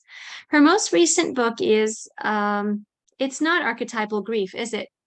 No, it's The Racial Complex. The Racial Complex, published by Routledge in 2020, is it? Or 2019? 2021. 2021, sorry. Well, Fanny, this is a great honor having you with us today. And without further ado, we would love to hear your sharing of some parts of your new book. Okay, actually, I'm going to be reading a couple of poems, and Okay. I wasn't Lovely. clear. Oh, thank you. About time, because the British time I think got changed this weekend, so I'm a bit off schedule, and I will have to leave after I finish reading my poem. But I want to say that it's been great being here and being able to share with everyone and listening to what everyone had to say. So I'll just read one of my poems. This poem is from a manuscript entitled Journey the Middle Passage. And it's entitled A Visit by Spirit. A visit by spirit. He came just before dawn, my first companion in chains, the father of 4 sons who died exhaling his last fever breath onto my back. Now he returns, breathing softly onto my worn flesh. He whispers in my ear words I cannot understand, but I know it is him telling me of the pain, the joy of leaving his body, the apprehension at giving up life. I listen intently to know what my life could be on another journey, a different journey. He does not touch me, will not touch me unless I say yes, take me. Pushed forward by the cradle rock of the ship, leaning, I smell him, not as when we were chained brothers with the pungence of vomit, bloody sweat sticking to our salt bodies, but different, slight guava scent after first morning rain. I am tempted to touch him, let him take me beyond where my captured body lay, but a great fear grabs me, squeezes my heart, takes my breath. I cannot release, free myself. So he leaves me with my fear and the terror of this life on this journey, on this ship. Wow. Thank That you. is so touching and so beautiful. Thank you, Fanny. Thank you so much. Thank you. We'll see you next time.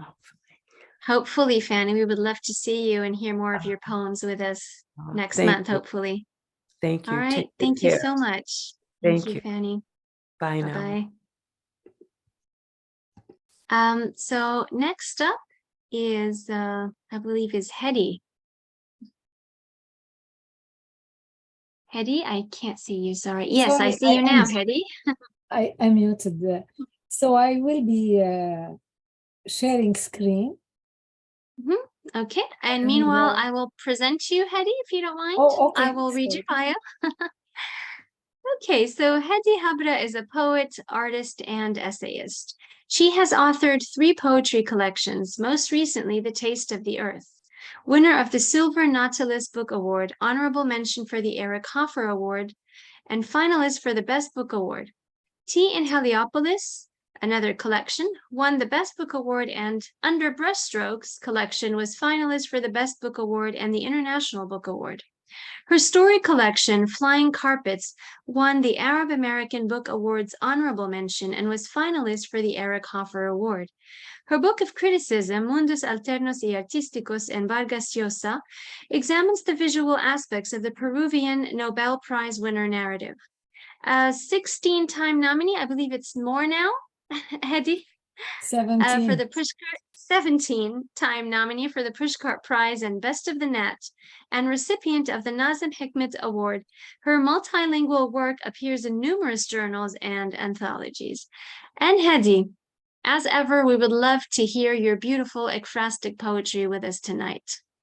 Thank you. I've picked 3, but I don't know if I will have time to read the 3 short prose poems. The first one is inspired by Siren by Frederick Clement.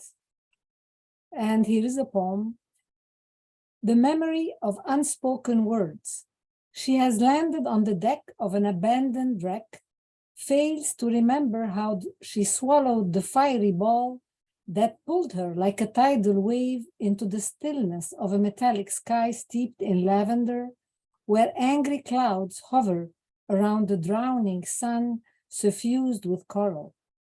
Her pillow is a melted cloud filled with birds that forgot how to fly and now swim in a pool that overflows the deck, washing the souls of dead sailors from every leak and corner.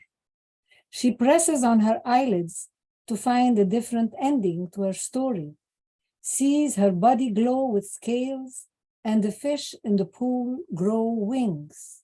She knows every drop of water will vanish at dawn, erasing with black ink her luminous shape, alive only in the formless night, and the rainbow will soon shine over a boat with discarded bags, heavy with the stained memory of unspoken words and broken planks. So this is the painting that inspired the poem. And The next poems are from a new ekphrastic collection. The first one was from Under Brushstrokes, my first ekphrastic collection. And this is a painting by Cara Williams titled Salvation. And the poem I'll read is, or how with each dream she'd feel closer to the receding shoreline. When first thing in the morning, I look into the mirror, it's as though my nightmare were a mirror in which I'm about to drown. I see myself hanging onto a huge trunk submerged in the marsh.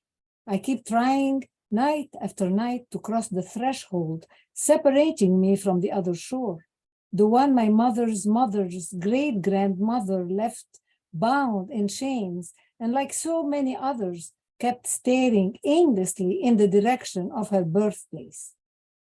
Every night, I'm bound by my mother's recurrent dream that must have been inbred or hereditary, passed on by word of mouth, or was it an imprint into the cell's memory that sent her visions of being chased by winding lianas, lassoing the surface of the swamp, water rising in crested waves, spitting up fish into the nearby cattails, trees bending ever lower to catch her with their low tangled branches, their eyes glowing in the dark? She knew there would be at least one path leading her to safety, like those who had succeeded before her, although with each dream she'd feel closer to the receding shoreline, she'd hopelessly remain trapped in the wetlands, though at times she'd wake up from the murky waters where she was left for dead, holding onto a broken trunk, singing her way out like a diva. It's a collage by Cara Williams. So I don't know if I have time for the third one. Let me have a look. You still have 1 minute. Yep. Okay, so the third one is inspired by Salt Marsh by Jeremy Miranda. And the poem is titled, Or How Much of Yourself Remains Within the Walls of a Home. I wanted to dive into the troubled waters of forgotten memories, haunt the house of early emotions, but found it empty. I wanted to find the lingering scent of jasmine, where jasmine never grew, even if it wasn't spring. Unspoken words fall heavily on the kitchen tiles. A cascade of rough-edged syllables flood the floor. My chair is glued to the table. I'm trapped within clouds, preventing me from seeing how the marsh grows wider, how walls collapse. Spikes and bluish-green leaves crested with plumes line the edge of the water where glasswort blushes against sea lavender. I run my fingers over the red round stems, crush the purple petals under my teeth to release its essential oils. I can still see the russet tree's liquid mirroring, its gnarled roots that seem to reach up to the sky.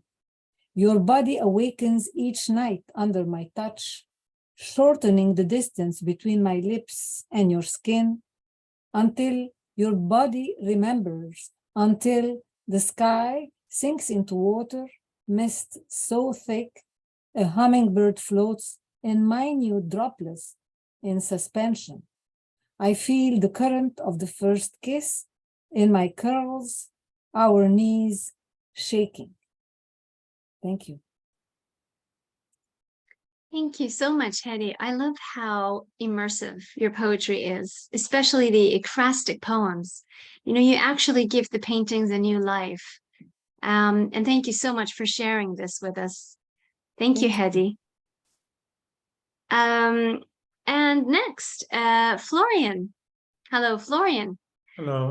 Florian Divi is an active dreaming teacher, as well as a mindfulness of dream and sleep expert with an academic background in visual arts. Born in Austria, he studied oil painting at the University of Applied Arts in Vienna and traditional Japanese painting at Tokyo University of the Arts in Japan. Driven by the question, how to make the invisible visible, Florian involves himself deeply in the art of dream yoga and shamanic dream practices. He developed the method known as dream decoding drawing as a visual approach to unlock subconscious information, helping dreamers to build an intimate relationship with their inner world. If he's not traveling to remote corners of the planet, you will most probably find him teaching in Austria, Czech Republic, or online. Through the insightful world of conscious and active dreaming, Florian will help you to dream your life.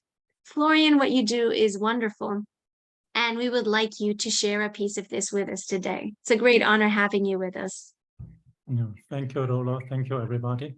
So I will also share the screen, and I would like to invite you on a journey. I'm coming from a very practical point of view. I'm not a therapist, from an artist place. And I show you my approach to dreaming, or what I have learned so far. So let's see. Okay. Okay. I hope you can see my screen. Yes, it's there now. Good. So the journey I would like to go on is the sweet dream. What do you mean? And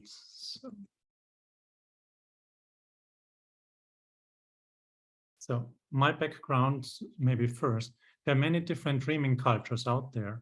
So one of them, like the ancient Greek, Egypt, and I'm just making sure. Can you see the whole screen, or is that better? Yeah. Yes, it's all there. It's all there. Okay. So the one I'm most familiar with is the Tibetan Buddhist and Burn shamanic tradition, as well as the Toltec Mexica. And yes, those are all very interesting dreaming traditions.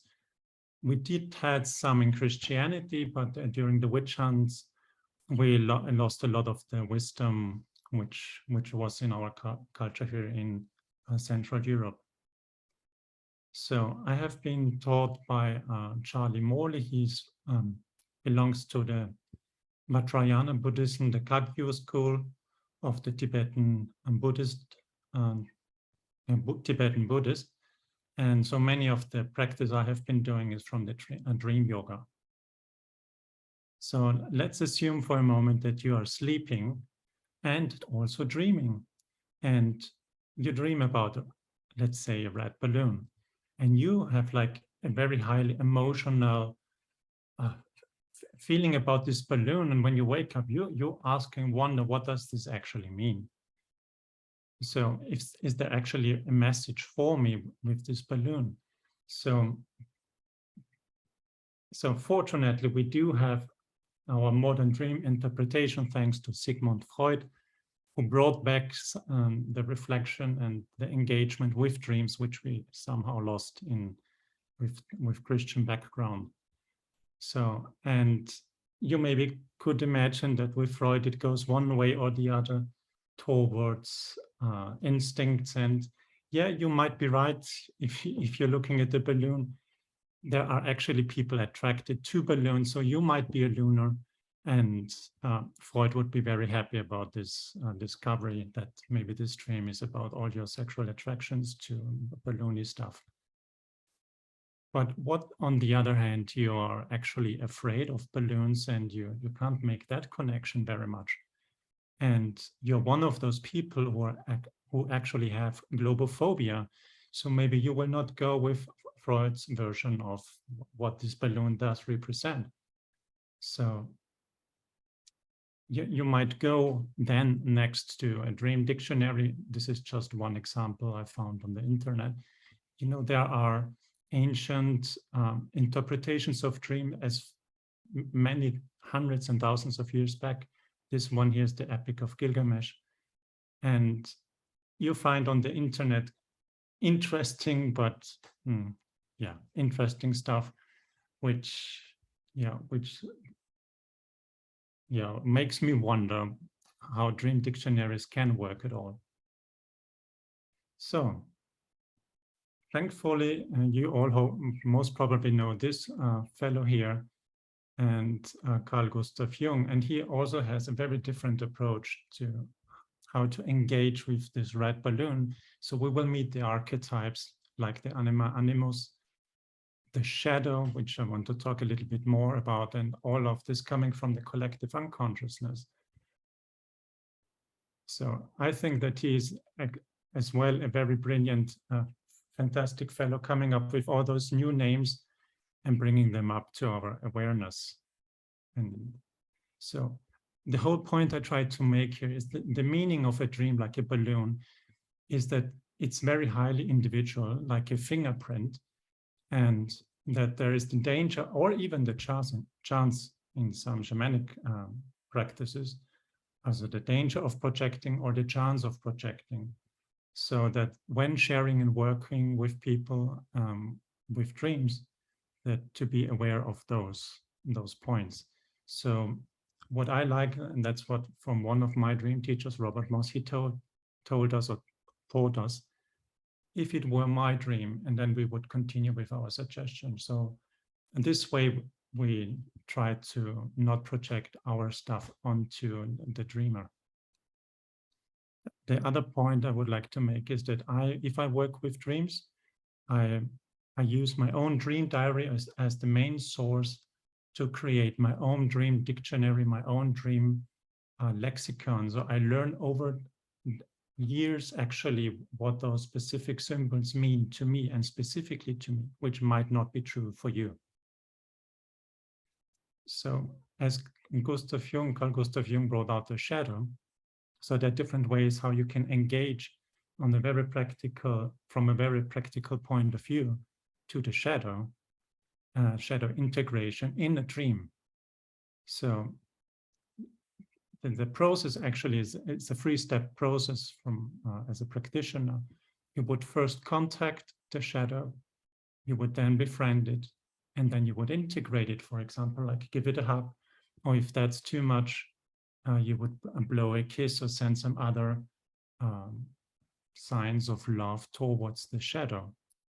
So you actually, and the whole thing would be the same if it's like a golden shadow aspect, something which you feel awe towards to, like an angel, for example, showing up in your dream world.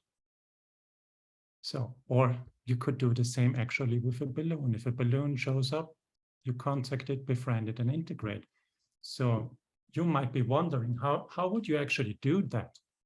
And you could do that in the dream state, within the dream state. So you could ask actually the balloon, what do you represent? Why are you here? You could ask the balloon directly.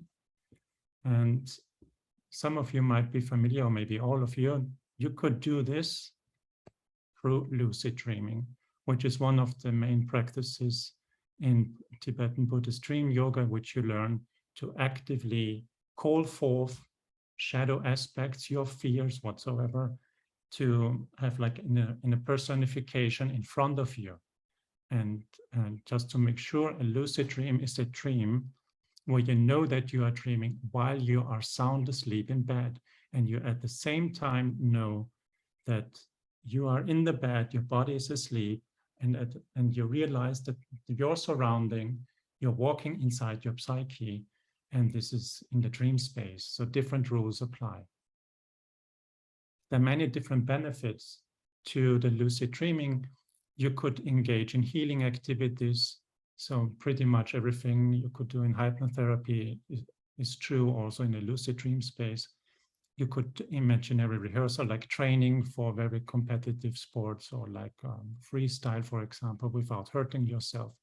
You could create new habits or change old habits, self-inception style, like to quit smoking, talking with aspects of yourself within the dream space, within your own mind, like what is causing me the addiction, and to have a conversation with the addiction as a dream character to stop this habit.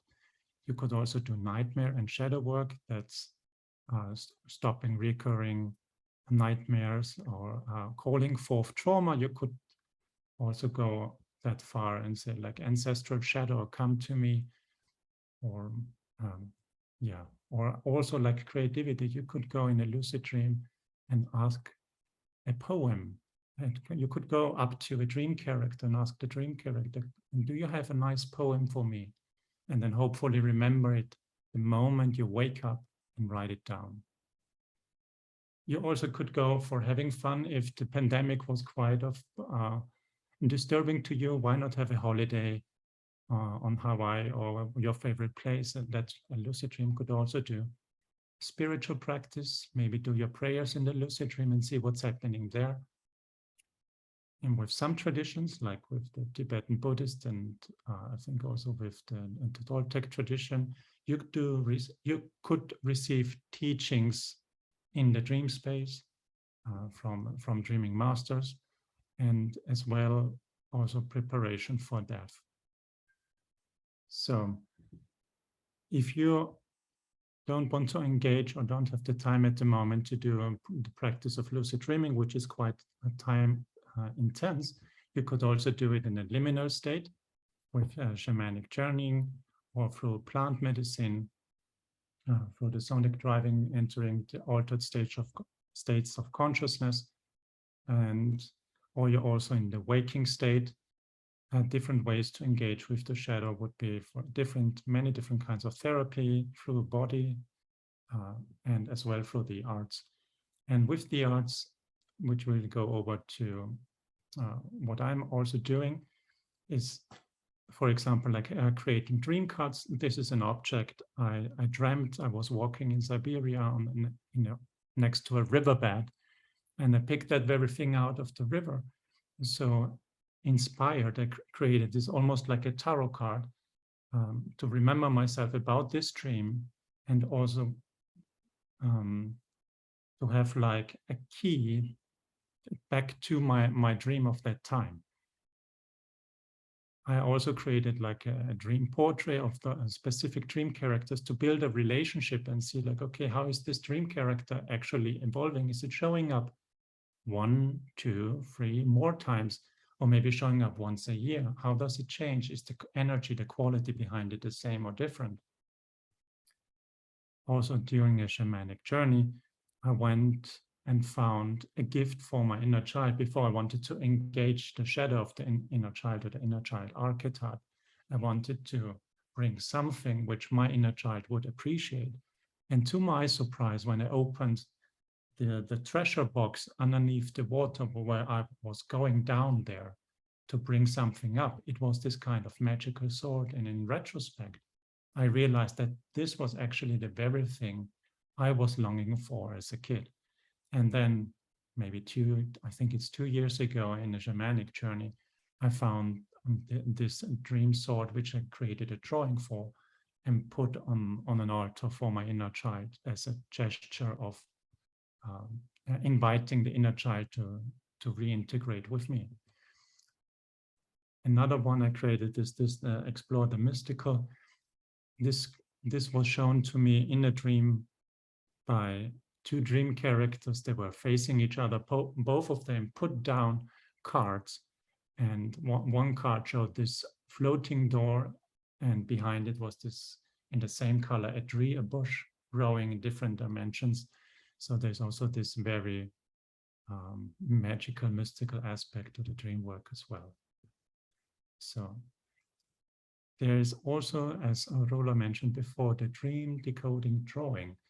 And dream decoding drawing, which I developed because I'm not very much a person writing, more like a visual kind of person. So I paint, or I sketch down my dream, the whole dream, on one single page. And then there's a specific process very similar to Gestalt therapy, where I visually engage with those different aspects. Then I find out what is the energy quality behind it, the emotional charge.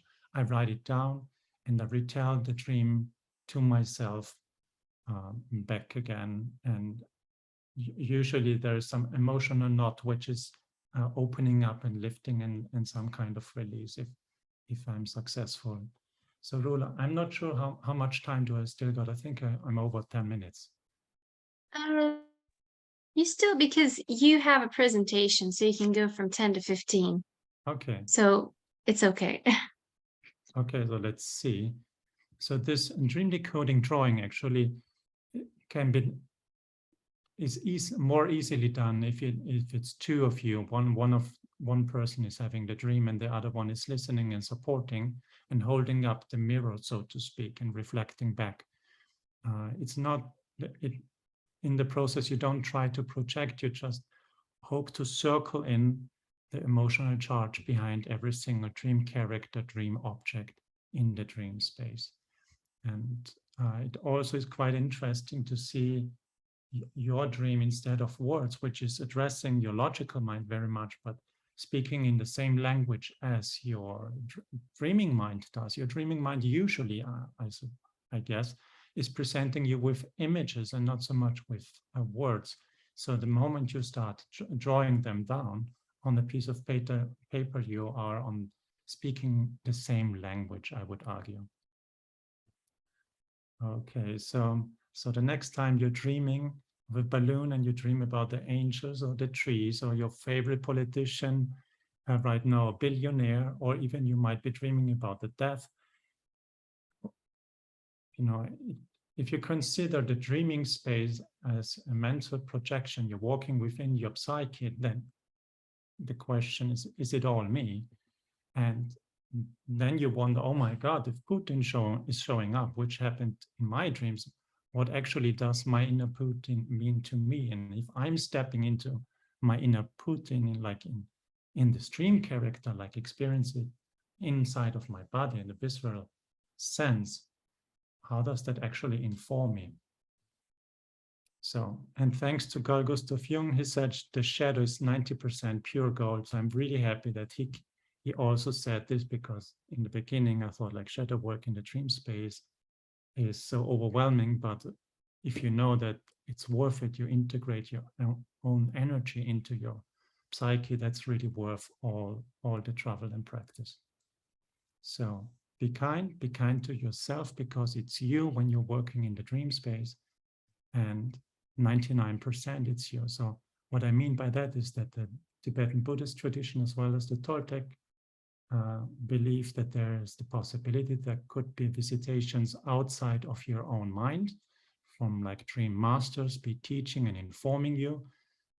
So that might be the 1%. That being said, I will leave here with this cliffhanger for some further explorations another time. Thank you so much. Wow, thank you so much, Florian. You've got some fascinating dream techniques, and everybody stay tuned, because during our next session, we're going to be hearing a lot more about this from Florian. Florian, should we ask everybody who's present here to keep a dream diary this month, or what? Absolutely. I mean, it would be fantastic for the next session then to bring a dream. Yes. It doesn't need to be one which you have been having like the day or the night before the upcoming event.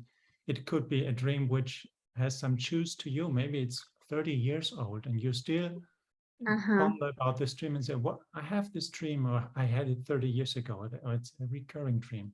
So some dream which you want to work with, that would be fabulous. Could be a dream fragment. It doesn't need to be a full blown up full dream report. It could be even a small snippet of a dream which still goes dear to your heart. Okay, so we will be there with our dreams, and we will let you work your dream magic with us. So looking forward to this next time, Florian. And thank you so much for giving us this little taster, and for the wonderful cliffhanger in the end. So we will be looking forward. Thank you so much.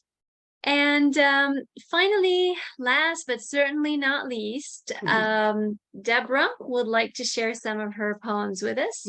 And for those of you who have not met Deborah before, Deborah Kaufman is the author of the poetry collections God Shattered, Delicate Thefts, The Next Moment, and A Certain Light, as well as 3 chapbooks, many monologues and short plays, and 4 full-length plays. Recent poems appeared or are forthcoming in Tar River Poetry, Cordella, The Fair, and the anthology Crossing the Rift. She recently adapted Johnny Johnson, Paul Green's 1936 anti-war play. Deborah, it is a great honor having you with us today, and we would love to hear your poems. My pleasure. Thank you. Can you hear me okay? Yes. Okay, good.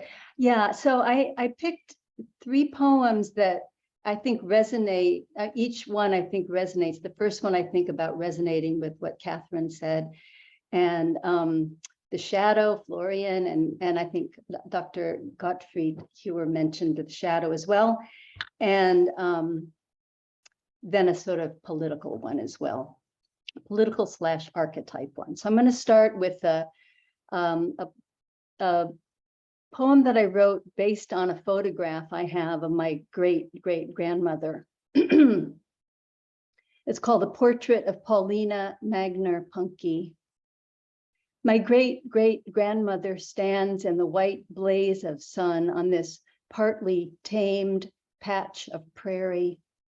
Behind her, the whitewashed barn door. Chickens scuffle at her feet. Tall, broad-shouldered, raw-boned. She wears a long-sleeved, ankle-length dress of dark wool and a flour sack apron. Her eyes are deep-set, her hair pulled back, her lips a straight line. Her right hand rests on her hip. Her left holds an empty tin pan. Everything in the photograph is gray-toned, tired. In 1860, she and her husband, Henry, and their 2 children sailed from Prussia to New York, a 3-month journey. The baby died on board. Then westward by train, then by horse and wagon to LaSalle County, Illinois. Wolves and other wild animals roamed at will, troubling the new settlers, wrote the compiler of the family book. Henry, a butcher, raised Duroc Jersey hogs and shorthorn cattle, wheat, oats, and barley. A man he helped escape through the Underground Railroad gave him a pouch of tobacco seeds. Every year after, Henry planted tobacco, the only farmer in the area to do so. Paulina raised 9 children, gardened, canned, milked, churned. Together, they survived windstorms, droughts, floods, fevers, grasshoppers, loneliness. If she wrote and received letters, none survived. A ragtag group of Indians stopped once. Paulina fed them outdoors, then watched them lead their burdened, scrawny ponies down the path. Who took this picture and when? Perhaps her son Gustav with the dreamy eyes, who bought a camera in 1890, persuaded her to stop. I have no time for nonsense, I imagine her saying, then softening for him, well, get it over with.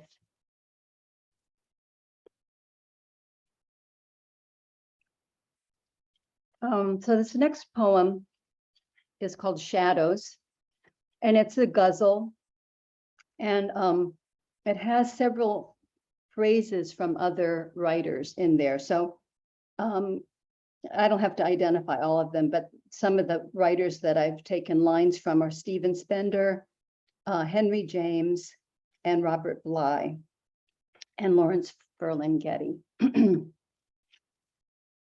Shadows. After God made light from chaos and saw his own shadow, he knew we would need sin. Omens, a dark floor show. How can anyone's childhood be innocent when clothes draped on a bedpost create an evil scarecrow? When the poet dreamed of trees filled with terrifying nightingales, he awoke to a new war beyond his smoky window. Isabel Archer's movement and glance were a question. Did the answer lie in the size of encroaching willows? Projecting our damages onto another, we send out a crow, reminding us, Jung wrote, to look for our shadow. Each generation creates a last judgment scenario. Of our streetlight imaginations, poetry is the shadow. Though named for the prophetess Deborah, what do I know? That I am old, still waiting, afraid of my own shadow. And this final one, I wrote after the confirmation of Brett Kavanaugh as Supreme Court Justice. It was called Summoning. Crows strut all over my yard, boasting, swank, slick-feathered, claws grasping the fallen pecans, beaks chiseling, prying out the sweet fruit, discarding the husk. A crow is only a crow, but today we all watched another woman encircled, harried, ravaged, and could not stop the spectacle. What to do but join the ancient chorus, call on Eve, Leda, Clytemnestra, eight-armed Durga astride her tiger, red-eyed Medusa, hair hissing, the queen of the night wielding her knife, Kali, destroyer of the demon ego. We are all Justitia, tearing off the blindfold, smashing the scales. Thank you. Wow, thank you so much, Deborah. Thank you. You know what? I really loved this session, every moment of it. I loved all the different, the ancestral talk from the beginning to the end, and this interesting invocation of ancestral voices through active imagination that we saw in your poems and prose, in the dream work that Florian was speaking about. And I find this highly synchronistic. The fact that this is, I mean, we're 2 days away from the Day of the Dead. It's incredible, you know, how we gave a new life to our ancestors in our productions and in the talk, in the creations and everything that we were doing tonight. And I want to thank everybody for sharing this. This is incredibly powerful in its personal aspect and also in the collective aspect as well. I mean, we all see how similar we are.